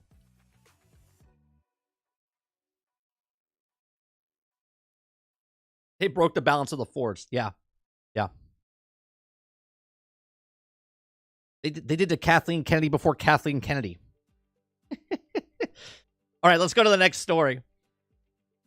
Next story. If you guys like what we do here, we bullshit during the day, Monday through Thursday from 10 o'clock in the morning. So about noon Eastern, we go over news stories. If you like it, make sure you hit that like button, hit the subscribe button. If you'd like to go above and beyond that, become a member as little as $5. We also do live streams, uploads, we do gameplay, and we do podcasts. So check us out.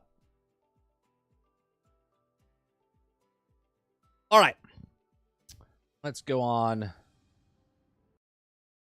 Hello, everybody, and welcome back to another episode of 30NSG. On today's episode, we're going to talk about Steam Pages will now disclose which games use AI-generated content.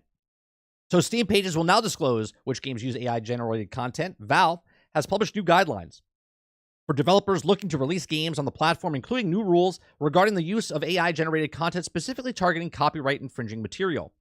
Quote, we're updating our content survey for developers filling out submitting to Steam. The survey now includes new AI disclosure section where they also need to describe how you are using the AI in development and execution of your game, reads the post on Steam. As part of the guidelines, Valve says its separate AI use into two broad categories. The two categories listed are articles are pre-generated, quote, any kind of content, art, code, sound, etc., created in the help of AI tools during development under the Steam distribution agreement. You promise Valve that your game will not include illegal or infringing content, that your game will consist of with your marketing materials or in pre-release review, and will evaluate the outposts of the AI-generated content in your game the same way we evaluate all non-AI content, including check that your game meets those promises. Also, live generated. Any kind of content created by the help of AI tools while the game is running, in addition to following the same rules of the pre-generated AI content. This comes as an additional requirement in the content survey. You also need to tell us what kind of guardrails you're putting on the AI to ensure that they're not generating illegal content. Now, Valve says it's also used to disclose as much as it can to the Steam pages, allowing players to make informed purchasing decisions when it comes to content that may use AI. Players will also be able to report content that also believe goes against the Valve's policies. And, quote, using the main game overlay, players can easily submit a report when they encounter content that believes they should not have been caught in appropriate guardrails of AI generation. So there you go. So Steam is stepping up and making sure that AI doesn't ruin what they do.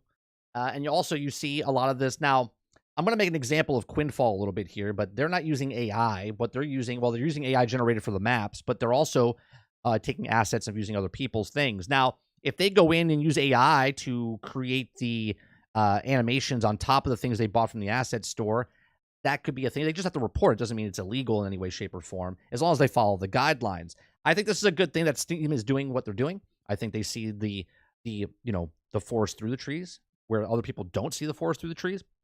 So they see what's happening, and they want to make sure they step up now to make sure that lots of people are going to come out and make video games. And I've said this in the past, right? Where they just tell the AI bot to write the code for the game. They take the assets from other people, put it in the game, and then they all, voila, I have a game. Let's charge $30, $40, $60, $100 and get 1,000 people to buy it. So this is going to be one of those things that they're trying to go up against. So I think this is a smart move by Steam. I think this is a smart move that other companies should also look into as well, as far as the way that video games are going to be made in the future.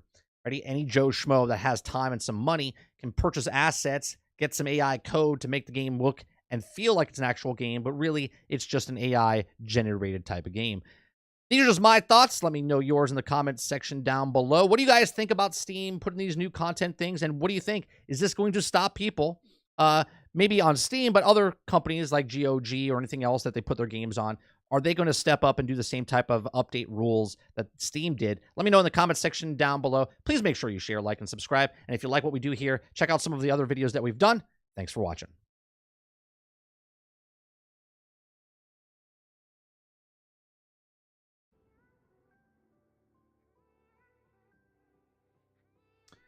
So there you go. Steam stepping up, making some new rules and content. Now, obviously, again, it's for art, code, and sound, etc. And they also wanted to make sure that the AI tools are not running and making procedurally generated dungeons. And if they are, make sure you say that they are running, okay? It says any kind of content created with help of AI tools while the game is running, in addition to the following same rules as pre-generated AI content that comes with an additional requirement. So they're making sure that they cover their asses, and they want to make the best experience. They want to make the best experience. So this is good. This is good from Steam. Yeah, Steam W. Huge win. Huge W. What's going on, Neutralizer? Oh, real quick, you guys up above when I was talking about when we were talking about the last story, you guys said something about the third party. It says it's happening, baby, and I can't wait. What, Roadkill, what were you talking about? Did you say something earlier? Let's go. Xbox third party. Get all games on PlayStation 5. Hell yeah. Did that break?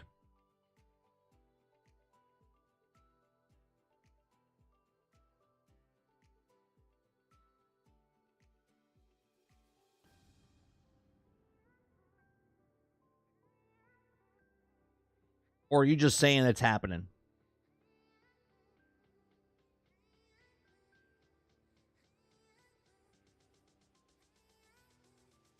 You're just trolling?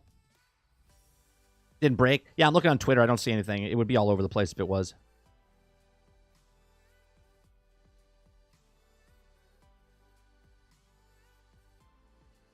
Yeah, so Steam is doing some good things. Hopefully, like I said, I hope the other companies step up and do the thing. That's a short story, so we'll move on. Don't have much to say about that. Just kind of giving you guys the news story. All right, this next story is from Eurogamer. It's about Suicide Squad. About Suicide Squad. We're going to be talking about a lot about Suicide Squad, so buckle up. Oh, I was talking to Travis in Discord today, and we were talking about how certain content creators and journalists are coming out and defending what IGN said in their video, and saying that it was a weird event and whatnot, right? And I was like, I find it weird that I have more problems than him saying the Flash is too fast. Okay, I have a problem with the footage that he posted about his gunplay and stuff, where you're shooting the ground and shooting the sky and all the other stuff. Was there no other footage that you had out of all of your footage that you had to use the shooting the ground and shooting the sides type of stuff? And the comments of not being in Batman Arkham and whatnot, because I feel like the effort that he put into that video and into the thing to put in footage, okay, to put in footage of you shooting the ground, missing the guy, and then shooting over here and missing the guy, is kind of weird. Meaning you didn't look at the footage, you kind of just pieced it together and then just threw it out there. That's just my take, right? But who knows? All right. The Flash too fast. My guy, this just in, water is too wet.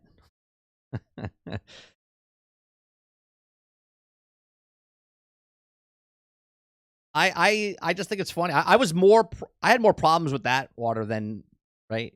He spent more time on the video talking about Batman Arkham and what the game isn't than what the game is. I don't even care that he said the Flash too fast. You know? But anyway.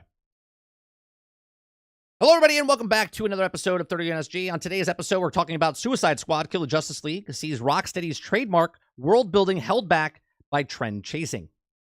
Okay? It says it's been a rocky start for Rocksteady Studios and Suicide Squad Kill the Justice League. After the initial leak, the game was officially announced by the studio in August of 2020, though the arrival of the wake of the sexual harassment accusations. Since then, the game was delayed and the studio co-founder left, and reports of the Battle Pass became a hot debate. Last year, we finally got a look at the game in action during Sony's PlayStation State of Play, but the reactions of somewhat negative. Once again, it was delayed. More recently, the alpha tech test took place in December, but spoilery footage swiftly leaked. It says, quote, "It's always disappointing when you have leaks, and I think it's unavoidable for this day and age," of Suicide Squad game director Alex said. Told me a preview event for the game. Now, the short answer is that's a bummer. But at the same time, we know as the game is really good, and we know that they're a very unique game. Even though you get leaks, you also hope that it's not going to affect the player's decision to try it out. As of the delay, Alex said that it was also a polish and tighten up the game's fix bugs and ensure that each of the 4 characters feels distinct in gameplay switching between them and should feel like new, fresh experience, but it also shouldn't feel like a completely different game. Okay? So here's the thing. I want to make a comment real fast. I think a lot of people are making comparisons to Marvel's Avengers, which you can do, right? They're both comic book games. They're both live service games.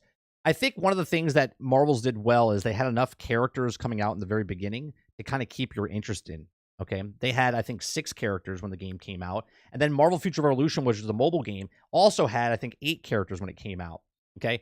And this game only has 4 characters when it comes out. So hopefully they make up for more in-depth storytelling and rich character development with these 4 characters than Marvel's Future Revolution did with their 6 to 8 characters of superheroes that came out into the game, right? Even Gotham Knights had 4 characters, okay? And people wanted more characters. It wasn't enough characters. That's not a live service game. The reason I brought up the Marvel's Avengers and Marvel Future Revolution, they were both live service games. Okay. So Rocksteady also aware of the reaction to the state of play would be. He says, we knew it was going to be a controversial game because it's not Batman, said Alex. Now, this is another problem, right? IGN came out and said, well, this is not the game I was looking for this year for Christmas, and it's not Batman Arkham. And a lot of people are looking at that, and they did it for Gotham Knights when it came out. They said, this is stupid. I don't know why Montreal is coming out with this. This is not a Batman game we asked for. And then they judged that game based on the game it wasn't. Right? This doesn't have the Batman style feel of the fighting. This is not Batman. I want to use Batman. And now they're doing it again with Suicide Squad. This is not the Batman game I asked. And again, this is not a Batman game. Can you blame Rocksteady for not doing a Batman game? Apparently, they want to get away from Batman. Okay? But at the same time, we know we have a really good game on our hands, and it's a very unique game, and it still feels to carry the Rocksteady values in terms of tightness and mechanics and bringing the wider DC world into the game. He says also, we recognize and realize that it didn't showcase as well that we wanted to. Did it affect the moral of the studio? Question mark. We thought it was unfortunate and we wanted to receive it better, but at the same time, we sort of going, yeah, let's show them. It's going to be great. So Suicide Squad certainly does carry a Rocksteady DNA. It's a continuation of Arkham's verse with the same character, art style, and overall moody tone. Except for here, the players can take the role of the Suicide Squad, which brings its own sense of humor, and are up against the very same Batman and Arkham games, plus other members of the Justice League. This is an exploration or melee combat gameplay of before. Alex described the Suicide Squad as a genre-defining, but really it's an open-world, 4-player co-op shooter. Now, this is another comparison I want to create too. Everyone wants to compare this to Marvel's Avengers. Marvel's Avengers was not an open-world game. This is an open world game. So you can compare that this game was different than Marvel's Avengers, or say it's the same as Marvel's Avengers, but Marvel's Avengers was small little entry points that you would go in if it was indoors, outdoors, and it was a parameter there. This is a much larger space. You can go where you want when you're playing co-op. We heard some of the people that played the game and the access they got, and they said that you could just go around the map away from the rest of the group and have fun and do your own thing. Okay, so this is much different than comparing it a one-to-one to Marvel's Avengers.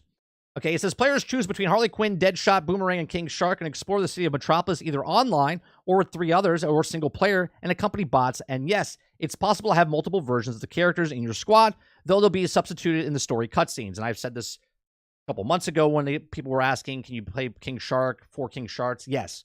Be 4 Harley Quinns, but when the cutscenes play, you're not going to see your Harley Quinn. You're going to see the Harley Quinn of whoever's host that you're in and the other characters of the Suicide Squad. Okay. Another thing about this is that it is, and I remember having this argument with people when Marvel's Avengers came out. I said it's a single player game with co-op, and they're making sure the players can choose, right? It says it's either an online 3 others or a single player accompany bots. And yes, it's possible to have multiple versions, right? They're telling you can play this game solo, or you can play it with your friends. You can play it with bots, or you can play it with your friends. Okay, it's not just an online game. They are going to bring offline mode as well, so that's a good thing. Okay, it also says, is it a live service game? It says, as leaks earlier this year, it was shown that the state of play of the game does include a battle pass, but paid items and cosmetics only. Rocksteady iterated that this is after the preview, regular season updates, and earnable by playing and no additional cost. Will include new story content, playable characters, mission gear, weapons, cosmetic items, in-game events, and did spot a story in the menu during hands-on time, but the details were blank. Presumably, these are for paid cosmetics only. Now, here's another thing. You guys know me. I don't pay for cosmetics. I don't like the cosmetic thing. But if they do something along the lines, obviously Fortnite wins because they bring in different IPs. This is just DC. So the only way you're going to pay money for cosmetic, okay, is if your character that you like, let's say you like a character that's not in the game yet, you're not going to play the game until that character comes in. And once that character comes in, you'll be like, oh man, I really like whoever that character is. And then they're like, oh cool, they have a really cool skin from issue 405 back in 2005. This is really cool. I'm gonna pick it up. Okay. It includes new story content. That's free. Playable characters. That's free. And there's going to be story driven. There's going to be different missions.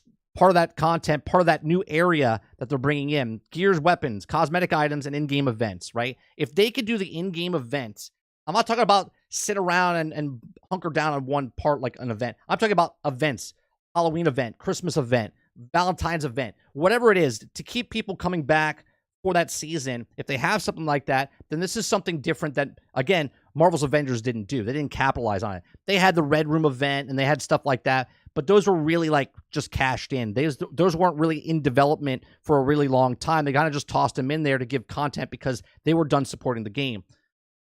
This could be in the same format, but we'll find out how many it sells and how long they go to support. They said that they already have year one done. So we know that the game's coming out, there's going to be content for the game, and then there's going to be year one content, and then if it works out well, they'll probably make year two, okay, and 3. Supposedly they say they have 3 years of development into this game. It says it's a live service game in so far as you need to be online to play it. Now, Alex told me, though, it's also confirmed that an offline story mode will be introduced in the future, so internet connection won't require. So it won't be at launch, but there will be, if you want to play the single-player game, it'll be offline. He says, quote, we wanted to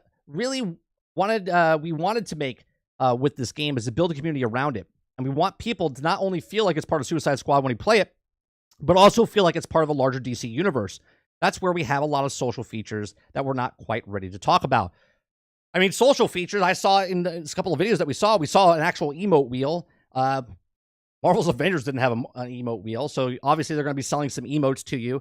There's collaborative emotes I saw in some other people's videos where they're like high-fiving each other. Destiny does this type of stuff. Other games do this type of stuff. So they're going to be adding that as well.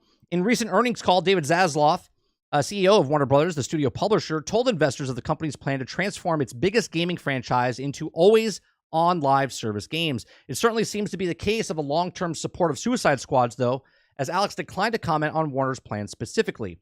Now, quote, I can say this as the game is very much focused on making sure the players have the sense of freedom to play the way they want to. Now, that's a big, bold statement because I've always said, respect the players' times. You make the game. Let me play the game how I want to play the game, right? If you have a Sims building game and I want to destroy everything in the game based on the parameters that you gave me, let me do that. Don't stop me from doing what I want to do, okay? So if I want to explore the city and do whatever I want, let me do that. Don't put parameters on me. So we'll see what that happens, okay? He also says we're not pre-scripting that you have to play it with your friends or you have to be in a group to play it. If you don't want to, you can play solo all the way through. And I like that, okay? I like that. That's a big selling point for me, personally. He says, first, though, players will need to choose one of the 4 characters to control, but with such a rich comic book history in Suicide Squad, how did Rocksteady decide on these 4 characters? He says, quote, that was, of course, a long, intense debate in the studio because there are so many interesting characters, said Alex. And they also came down to we pick characters that also had the most interesting antagonist relationships with the Justice League. It's a little weird that they picked King Shark when Aquaman stuff's not in there, but hey, whatever. This is why each of the 4 villains has the ability taken from the hero's counterpart. Boomerang can use the Flash Speed Force, for instance, while Harley Quinn uses Batman's grappling hook, traversal mechanics, therefore played part of the decision-making to find, and then finally King Shark, who doesn't want the shark in a group, right? He's not literally his counterpart. I guess he's a Superman because he's a demigod. I don't know. Indeed, the traversal is a major distinction between each of the characters and the key factor in the player's choice. During our hands-on preview, we tested all 4 characters and introducing a segment before settling on one. I choose Boomerang, who flings his namesake with the hold of a right bumper and teleports to the location on release. Throw in double jumps and dashes and possible scale skyscrapers. It's ease before unleashing on the melee attack and Boomerang and blasting with a shotgun. His movement felt most intuitive to me. Other players may disagree. Deadshot uses a jetpack to hover over the battles and snipe from the distance, with simple enough to get through the gripes of also a little basic King Shark leaps Hulk-like over the great distances and uses heavy weapons. The fact that King Shark jumps better than Hulk did literally kills me inside. Okay.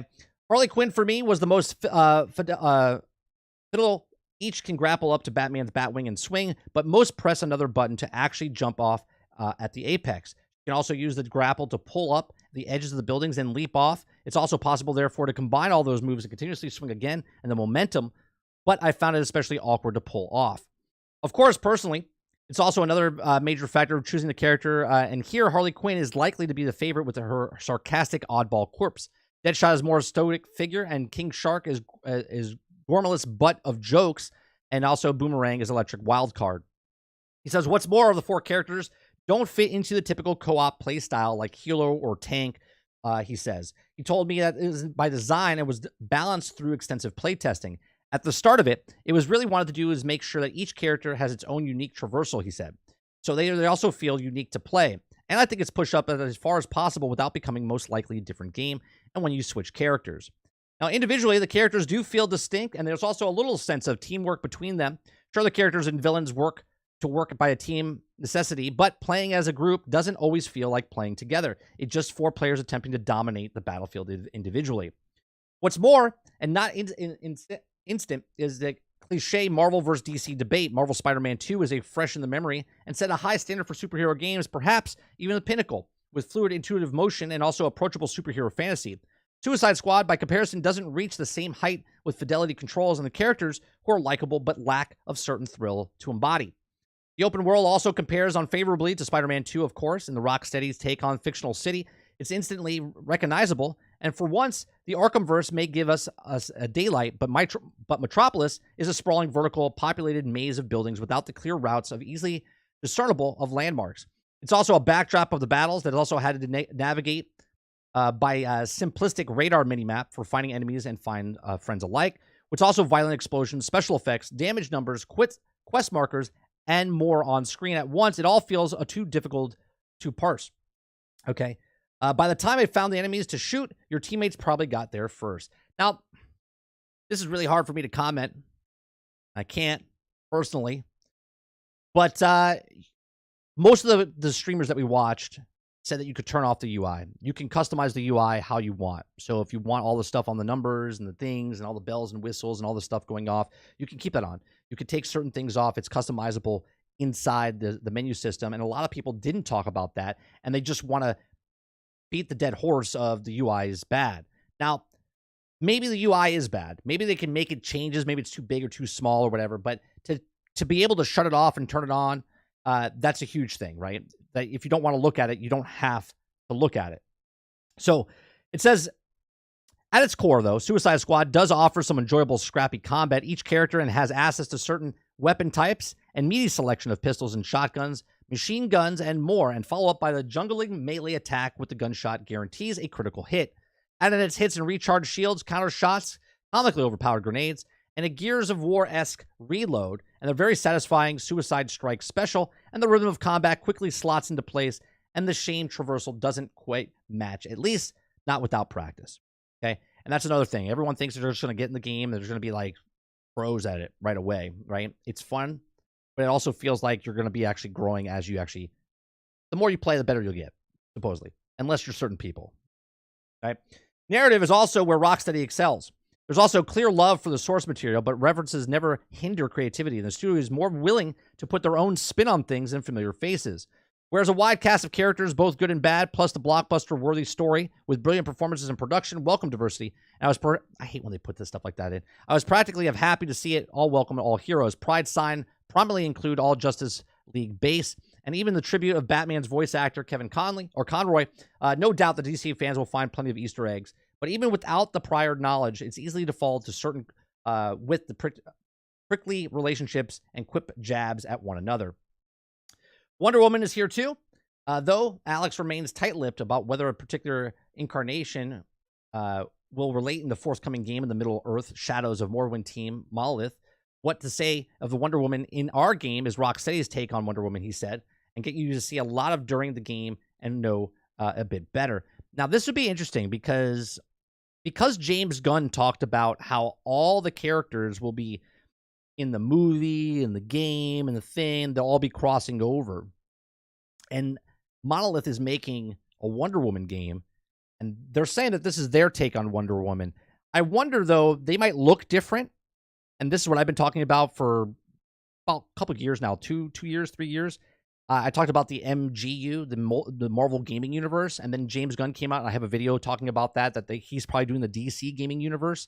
And they might take the voice actress that does this and make her the voice actress that does the next Wonder Woman game. And yes, they don't look the same, but if you hear the voice, then it does connect, and it's just their rendition of that character. But we'll see what happens, right? I think a lot of people are, each their own. If you like the Suicide Squad game for what it is, what you've seen, cool. If you don't like it, cool. But let's not judge a game, right? I play a lot of superhero games, right? I played Marvel's Avengers. I played Gotham Knights. I played Marvel Future Revolution. I've played the Spider-Man. The only game I haven't played up to present day right now is Spider-Man 2. Okay? But a lot of people judge Gotham Knights because it wasn't a Batman game. A lot of people judged Gotham Knights because they were harshly comparing it to a game it was not. And now they're doing the exact same thing again for Suicide Squads, and it's even worse this time because Gotham Knights was not a live service game, but people thought it was a live service game. And they said it looked like a mobile game, and they talked crap about it before it even came out. They judged that game before it came out, not for what its merits were, but for what it wasn't. Okay? And now the same people are doing it again. The same people that didn't like Gotham Knights because it wasn't a Batman game are now saying Suicide Squad is not the Batman game they were looking for. And this never said it was a Batman game, and I don't know why people keep comparing stuff like that. You either like the game or you don't like the game. Not every game is for everybody, okay? And to say that this game is bad just because of a live service game, I wonder if these people that say that have never played the other live services game. If they've never touched Destiny, they've never touched Warframe, they've never touched Division 1 or 2 or any other live service game that's out there of a shooter, okay? Because if they did, then they're full of shit. And if they didn't play it, then by all means, keep talking trash because you're not the customer they're looking for. They don't care if you're playing the game because you didn't play any of the other looter shooters or you never played any other live service games. So your opinion on a game that you don't care about doesn't really matter. And the people that actually play the game and like the game are going to like it. And now the public opinion, does it make it or break it when it comes out? That seems to be existed, but everyone's judging this game on what it's not instead of what it is. These are just my thoughts. Let me know yours in the comment section down below. Please make sure you share, like, and subscribe. If you like what we do here, maybe you'll check out some of these other videos. Thanks for watching.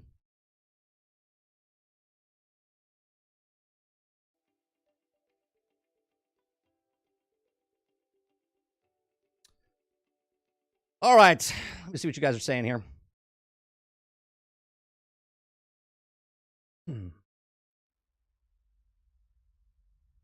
Let me see what you guys are saying. Travis says, who cares? They had 4 Arkham games. Time to move the hell on. Water says, it's funny how they complain about how we're tired of Batman, but at the same time, they want another Batman game. Idiots. Well, Travis, this is kind of the 5th. You just don't play as Batman. I want Suicide Squads over Batman, Superman, or Justice League. Let me see what else. The after campaign content is what we care of the game. If they're basically giving us an updated version of the DC Universe Online Lite, I think they have something. Yeah, where they keep you're talking about where they keep updating the story type of stuff, right? Water, that's what you're saying?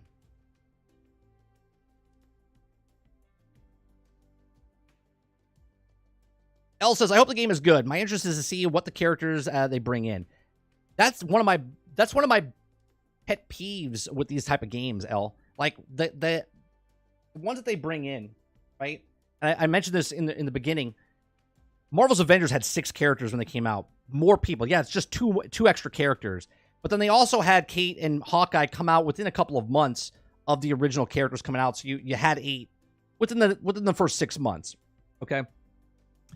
This one, if they do 1 character every season, and there's 4 seasons, by the end of the year, we'll have 8 characters by the end of year 1, right? By the end of year 1, which I think is fine, as long as they bring in more villains to fight, more areas to do, and keep that story moving.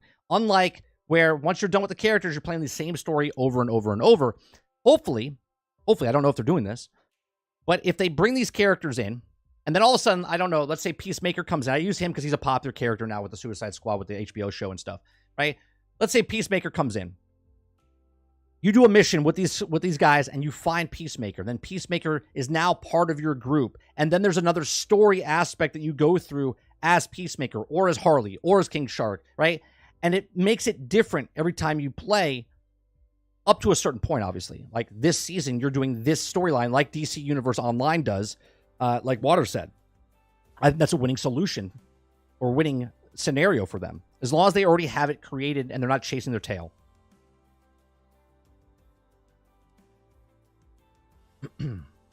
Let's see. Every story is made better by Shark. I swear he sounds like the line from Baldur's Gate 3. I'm looking forward to already pre-ordered my deluxe edition. I can comment that most of these people probably don't know there's a menu where you can change it. Yeah, probably. Elsa's huge W. Oh, Lord, this idiot went into politics again. Yeah, I don't think you... He even put the little parentheses diversity. You don't need to mention that. Just let the game talk for itself. You know what I mean? I don't know. A lot of people hated Gotham Knights because it was 30 frames per second, and their main complaint, and that's a stupid one. Well, to know their main complaint first before we knew, because 30 frames per second was just a couple days before the game came out, Travis. The leading up to the game was 100% hated because it wasn't Batman Arkham.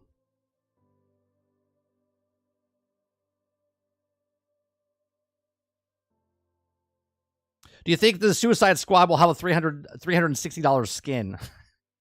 Probably not. Probably not. Big T says DC Universe Online was one of the best of adding episodic holiday events regularly. If squads can do anything, do it anyway close to that, I'd be impressed. Right, Big T.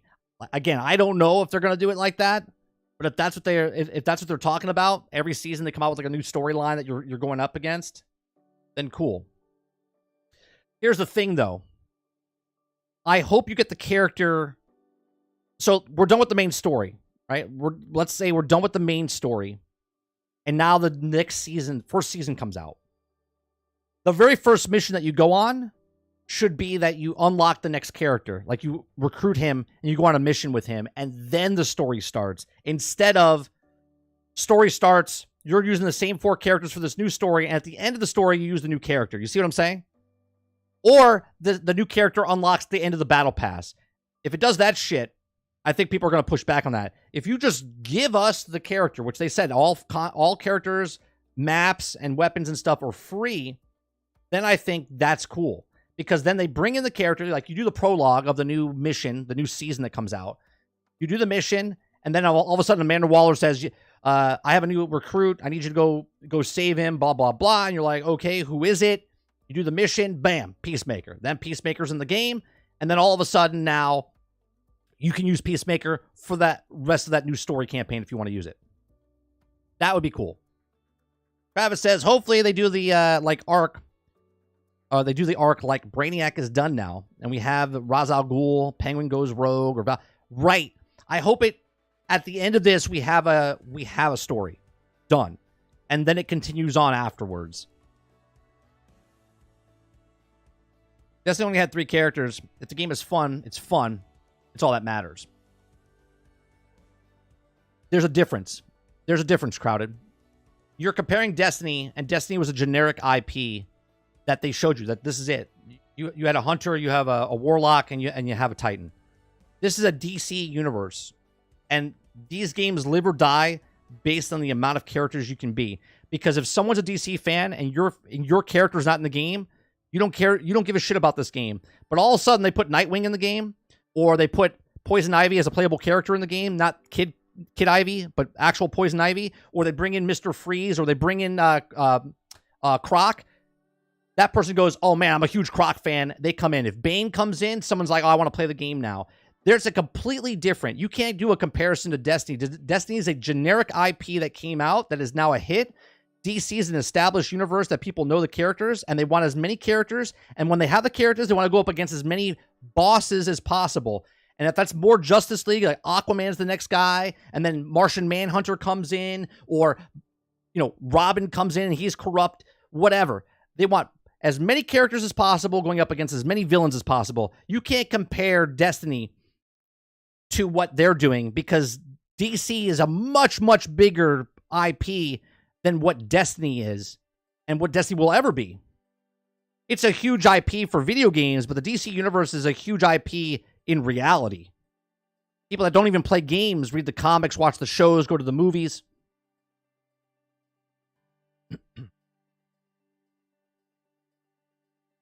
Sorensen says, it's not my kind of game, but Gotham Knights isn't either. And I enjoyed Gotham Knights, even at the 30 frames per second. Because I don't think you judge the game that it wasn't a Batman Arkham game, right? You played the game for what it was.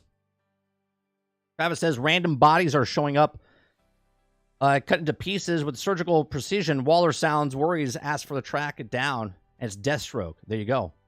That's perfect, Travis, right? Krebsy says, I'm willing to bet the story ends in some way that the majority of the Justice League you will kill come back, or time is key component of the story, or component of the story, and being manipulated allows them to keep showing. Sure. Or you could say Scarecrow is literally doing a mist, and it's all a bad dream for everybody. Of course, it's a comic book thing. I don't care what the story is. As long as I'm entertained and playing the game, tell me a good story, I'm okay with it. I don't care if it's a trope. I don't care if it's in a story that's been written out of the comic books already. Just tell me a good story and let me play the game. If the game does well, we'll get what they want. Curious on how they will do it. Raids, all these type of games have them now. I don't think they have to do per se raids. They could do dungeons with boss fights. They don't have to have a raid. I don't know if they want that. I don't know. When you have raids, then you have the hardcore people that come in. And then to chase that clientele, instead of just having a fun game that people want to play, shoot them up, and then bring in more villains and more boss fights and more things, I don't know if you have to have a raid. Because there is no... the loot that you get never levels up. It just drops the guns. Guns don't level up. You're only leveling up your character for the stats. And then as new seasons come out, they're going to have new things that you can unlock for mods and weapons and different things, so you can make different builds. And they said that the Flash fight was like a Mega Man thing, right? Do this thing to get the thing to beat the boss, and then get something from the boss that helps you with something else. Everybody says, speaking about Destiny, it's been 3 years since Bungie said that Destiny brand would be expanding into a new forms of entertainment, i.e. shows, /movies, etc. Doesn't have to be super complex setup. Nothing wrong with it just being a common setup. Something nobody is talking about is Brainiac can literally download himself into any body, or maybe he'll kill many of one, but it also escapes the promises of coming back for revenge. Right? I think they do what they want. I think they do what the hardcore, because the game does have PvP. Or does have PvP? There's no PvP in Suicide Squad. Are you talking about Destiny? Is that what you're saying, Rose? I'm confused. Sorry. I could see a rogue mode getting added to the game.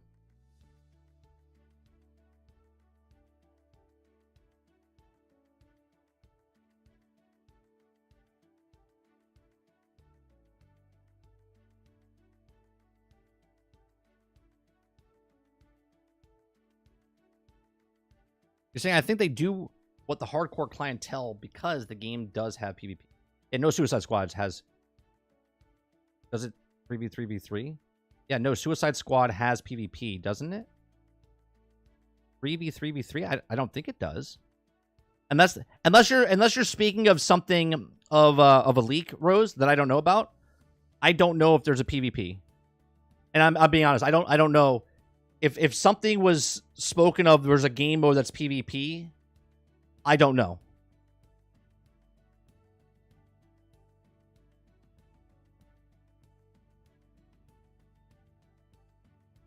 I was just saying there's a lot of options. It's done correct. It can also do what Avengers failed to do and give us content. And that's the biggest thing, right? The content. Private House says, I think the biggest challenge is going to be a player retention. It's going to clear yet. Now the retention. It's not clear yet how they do that. Well, it's the end game and the content they give for free.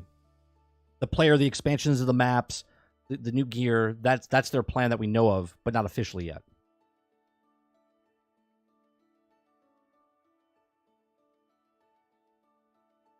Robert Jones says, I almost got excited. What, for PvP?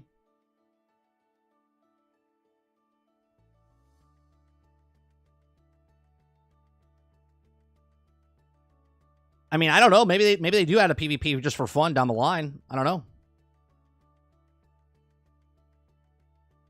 I think if you do that, though,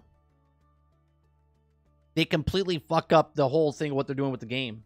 Because then you have to balance weapons for PvP and PvE. And if you're getting the guns in PvE, then you have a whole Destiny problem. I don't know if they're doing PvP. But again, if that's a leak somewhere, I'm sure I read somewhere it has a PvP, like a hardcore type mode. Well, let me look it up. Let me see.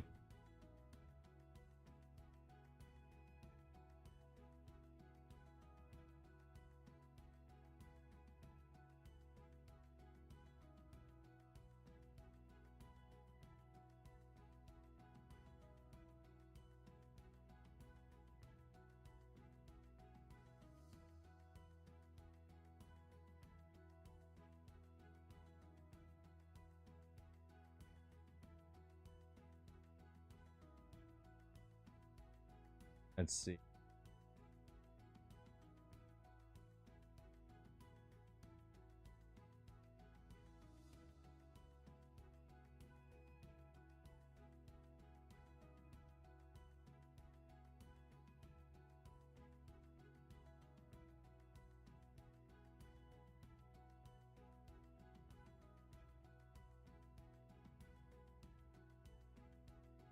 Well, it's not one of the frequently asked questions on their site.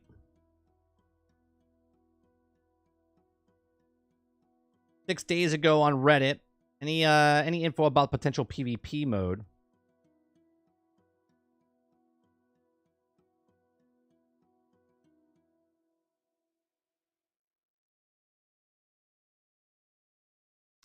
The info we have from Miller about PvPvE mode, and we don't know if it's post-launch content thing or it will be games at launch, but definitely sounds like we will be getting one.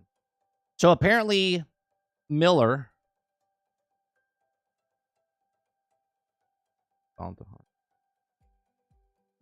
Okay, so again, take this with a grain of salt. Okay.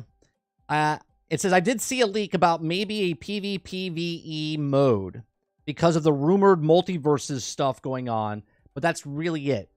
Some other stuff about the Horde mode with exclusive rewards, grain of salt, though. So it might be a game mode, not PvP against each other, like bang, bang, shooty, shooty, but it's a PvP mode like Exoprimal, where it's a PvPvE mode type of thing, perhaps.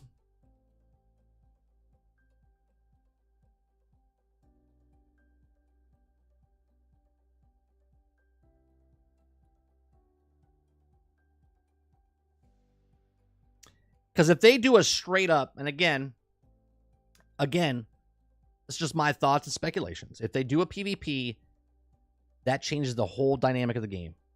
The guns you get, the power of the gun. The gun's too powerful during a PvP match.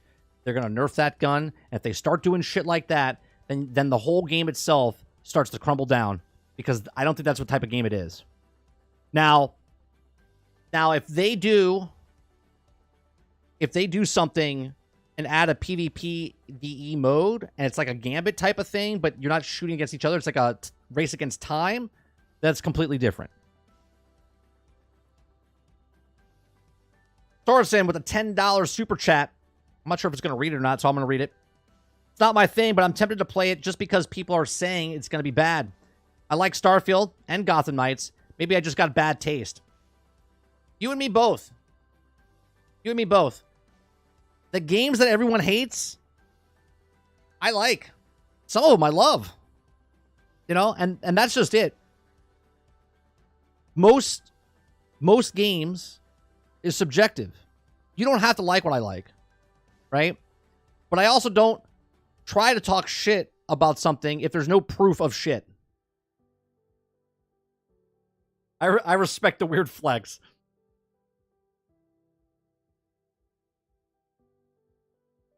Travis says PvP ruins the game. Sounds like Exoprimal. They're adding Gambit to Suicide Squad? Maybe. Yeah, there's no hard evidence of that. But you know what? Maybe by the time the interview comes up with me and Miller are going to talk about the podcast, chatting with Miller, okay, on the 24th and 25th. I'm going to ask him. It's all going to talk about rumors and stuff about Suicide Squads. So I think it'll be a good conversation to see what he has to say. And we'll see.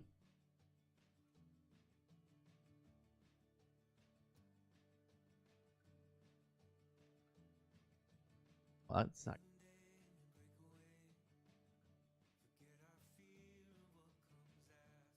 Thank you very much for the $10, man. Appreciate that.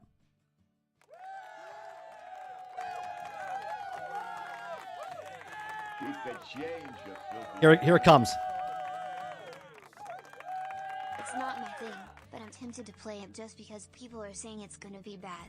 I like Starfield and Gotham Knight. Maybe I've just got bad taste. Ha ha. Man, that took a long time to come through.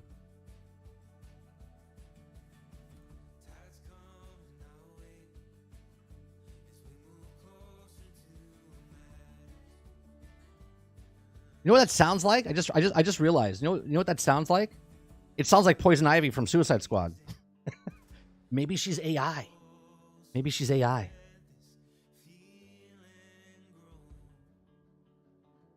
Bungie's still struggling with PvP. It's been 10 years. I think, and if you guys watch my old content, you know I said that Destiny would be a better game if they separated PvP from PvE, which they've done it now. They've completely made a separate PvP game called Marathon. I actually enjoyed Exoprimal. I had fun with it, but it got old really fast for me.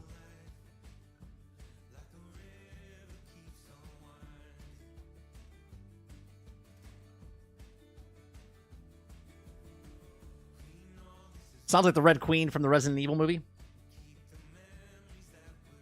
That was almost as delayed as much as Skull and Bones, but it was still longer than the Call of Duty campaign, though, Krebsy.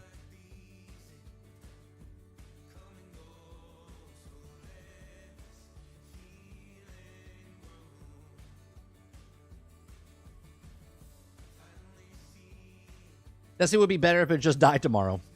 It's better when you have friends to play with. Exoprimal. Yeah, and I think that's going to be a thing that it's going to be with, I almost said Call of Duty. That's going to be the same thing, I think, with Suicide Squad. Suicide Squad, here's the thing, though.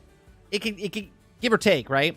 With buddies, yes. With randos, I can already see the frustration on my face when I'm playing Suicide Squad and we're going up against, like, the Flash battle, right? And someone that comes in doesn't know how to do the Flash battle rando. And you're like, you just gotta do it. Just stay. And then it's gonna be, do you have this weapon? Do you have this skill? It's gonna be a little frustrating with randos. Some people are talking about Sweet Baby Ink is going to ruin the game. What is Sweet Baby Ink? Seeker. Let me look this up.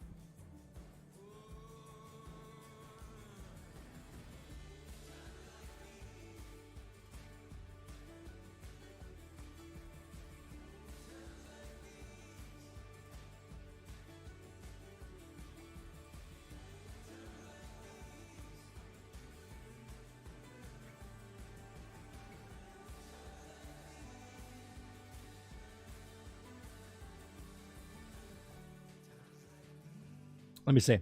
Sweet Baby Inc. This is a red flag.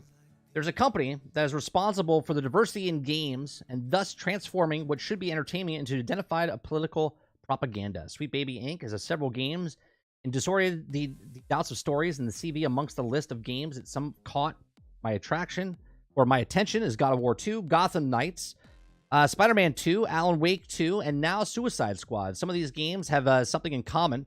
And they have script writers who left out the game's straight white males protagonists to highlight and give the lead to another character from minority group. All of these games have good gameplay, but the story of the game has a sequel has suffered a major downgrade compared to its predecessors. In Alan Wake 2, they started playing. Yeah, but that's kind of against the predecessors. What's the predecessor of Suicide Squad? What's the predecessor of Suicide Squads? Batman? Arkham? The guy who gives the franchise its name only after almost 3 hours of the gameplay until the protagonist is a black woman who never appeared in the first game. And guess what? Saga Anderson is the character in the next Quantum Break. She is a blonde. The victim in Gotham Knights is Robin. Tim Drake, who's the Arkham trilogy, had a relationship with Batgirl, but in Gotham Knights, they turned the character gay. Shake my head. It's also bad and made that Mary Jane stronger than Peter Parker in the levels of absurdity. The comics company Sweet Baby Inc. So yes, I've already expected the worst of Suicide Squad, combining all of this with the fact that the game embraces the live service game model and the horrible gameplays that we've also seen so far. So yes. So edit 1. It has now been confirmed that Harley Quinn had a relationship with Poison Ivy. That's been proven false, by the way. That's off the TV shows, not the game. And now Poison Ivy is a child in the game. A child, a groomer. Queen.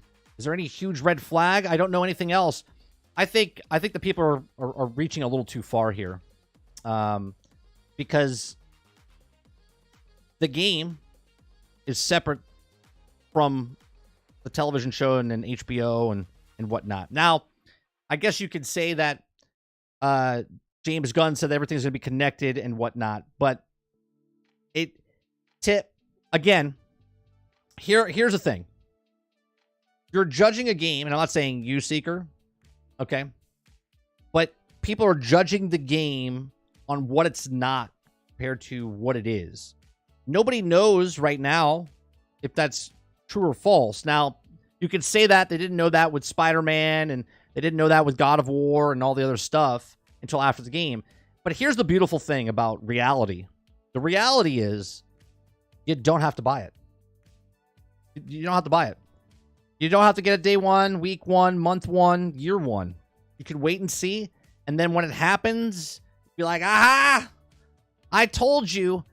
But by that time, the people that are playing the game, not for the story, but leveling up their characters and shooting people in the face, don't give two shits if there's a lead character or whatnot. And then the people that are playing the story don't really think about it that far in advance. Because, again, when you're looking at stuff like that, it's like the person I just read the article that put, well, the game is diversity.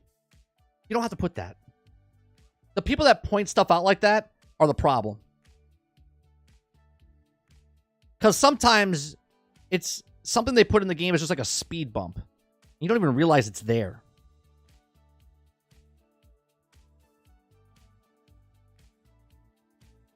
Twitter's about to tear 30 apart for making fun of the COD devs.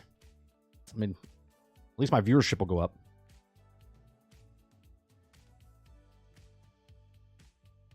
I think the thing about Gotham Knights is the stuff is in there, but it's also the core part of the story. It's easy to ignore if you don't like it. Right. In no way, shape, or form was I like, bro, this Gotham Knights game was so good, but I gotta give -3 points on it because Robin's gay. Like, that's not happening. I just played the story. They do have a rainbow banner in Hall of Justice. That reads that we expected all heroes, or no, it's woke. Right, Rose. The color palette in the game is a rainbow, so they use all the colors in the rainbow, so that means the only gay thing in Gotham Knights was a single email. It was easily missed. If it was a 2-second email in a 40-hour game. But Travis, it was there. It was there. L says, Destin has his head so far up his ass. What happened? Did something else happen from yesterday, or are you just commenting on the video?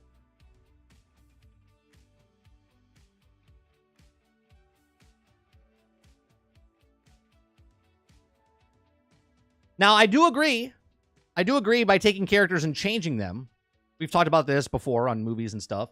Like, stop taking characters that are pre-existing and change them into things that you want them to be, right? Just stop. People don't like when you judge something before you play it, and stop taking things that people love and changing them because that's not what that person is, right? If Batman comes out in a next comic and he's a married man and he's a poor guy, nobody cares. Nobody cares about that. They want Bruce Wayne to be Batman, single bachelor that is just awesome, right? And he's a super billionaire. Stop. Like, I'm not gonna make Batman. I'm writing Batman now, but I made him he's a poor white guy that lives on a farm. Like, I'm not gonna do that because that's not what Batman's famous for.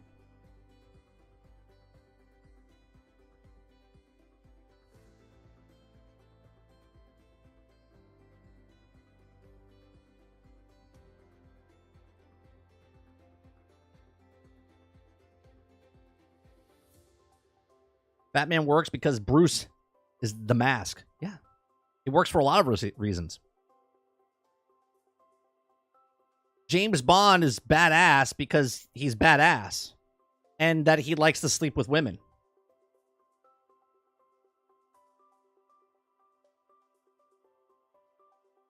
The more I think about it, those old drawings of Robin from a comic looks pretty gay. Insanely gay. Most absurdly gay. Get the point? Sure. But he wasn't gay. Right? Wearing those tight shorts. I mean, even the old television series.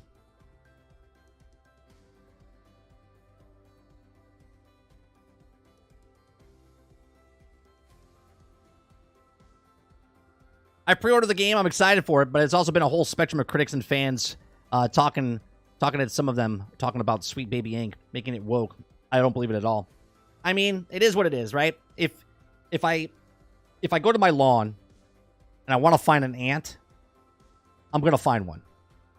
I can just look at my lawn and go, man, my lawn looks beautiful. Or I can start looking for the insects and go, oh my God, my lawn is infested with bugs. Right? If you look it, you're going to find it. Or you can just enjoy your lawn.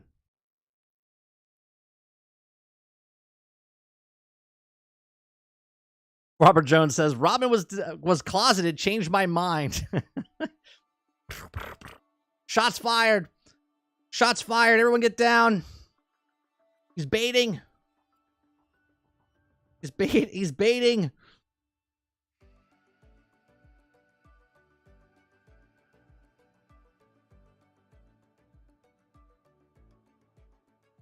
If everyone... Here's the thing, though, Water. If everyone's gay, is anyone gay? What?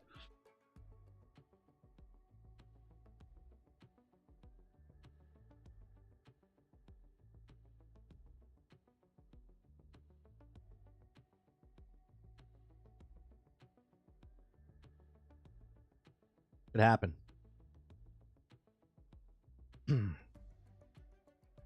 All right, we talked about a lot of stuff today. Lots of different stuff today. I got some editing done. So we're gonna end it. We're gonna end it for today, for this morning stream. Come back tonight, 8 p.m. Eastern, for Generation X Gaming, a weekly podcast that goes over a few of the top stories in the past week, and we rant along the way. If you like what we do here, make sure you hit that like button. If you like to go above and beyond that, you can hit the subscribe button. If you like to go above and beyond that, you can do monetarily $5 membership. Helps us out here. We're trying to get to 2,000 subscribers. So if you're not subscribed, hit that subscribe button. Helps us out. We do lots of different content here. We do live streams Monday through Thursday from 10 o'clock in the morning to about noon. We go over. It just sounds better if I say noon than 1. Right? We also do uploads. We do live gameplay. We just finished Starfield last night. Went through the main campaign. Went into the New Game Plus. And then we also do podcasts. We have a podcast that we do every Thursday called Generation X Gaming. And then I started another podcast that I started did one episode so far. I don't know if I like the name. It's called 30 Chatting With, and then, or 30 Podcasts Chatting With. But we talked to the Kingard last year. This month, we're going to be talking to Miller, the guy who's been doing the data mining and stuff for Suicide Squad. He also did it for Marvel's Avengers. So we're going to talk to him later this month. If you guys like this, we're going to be playing a lot of Suicide Squad as well. Appreciate it very much, and I'll see you guys on the next one. Peace.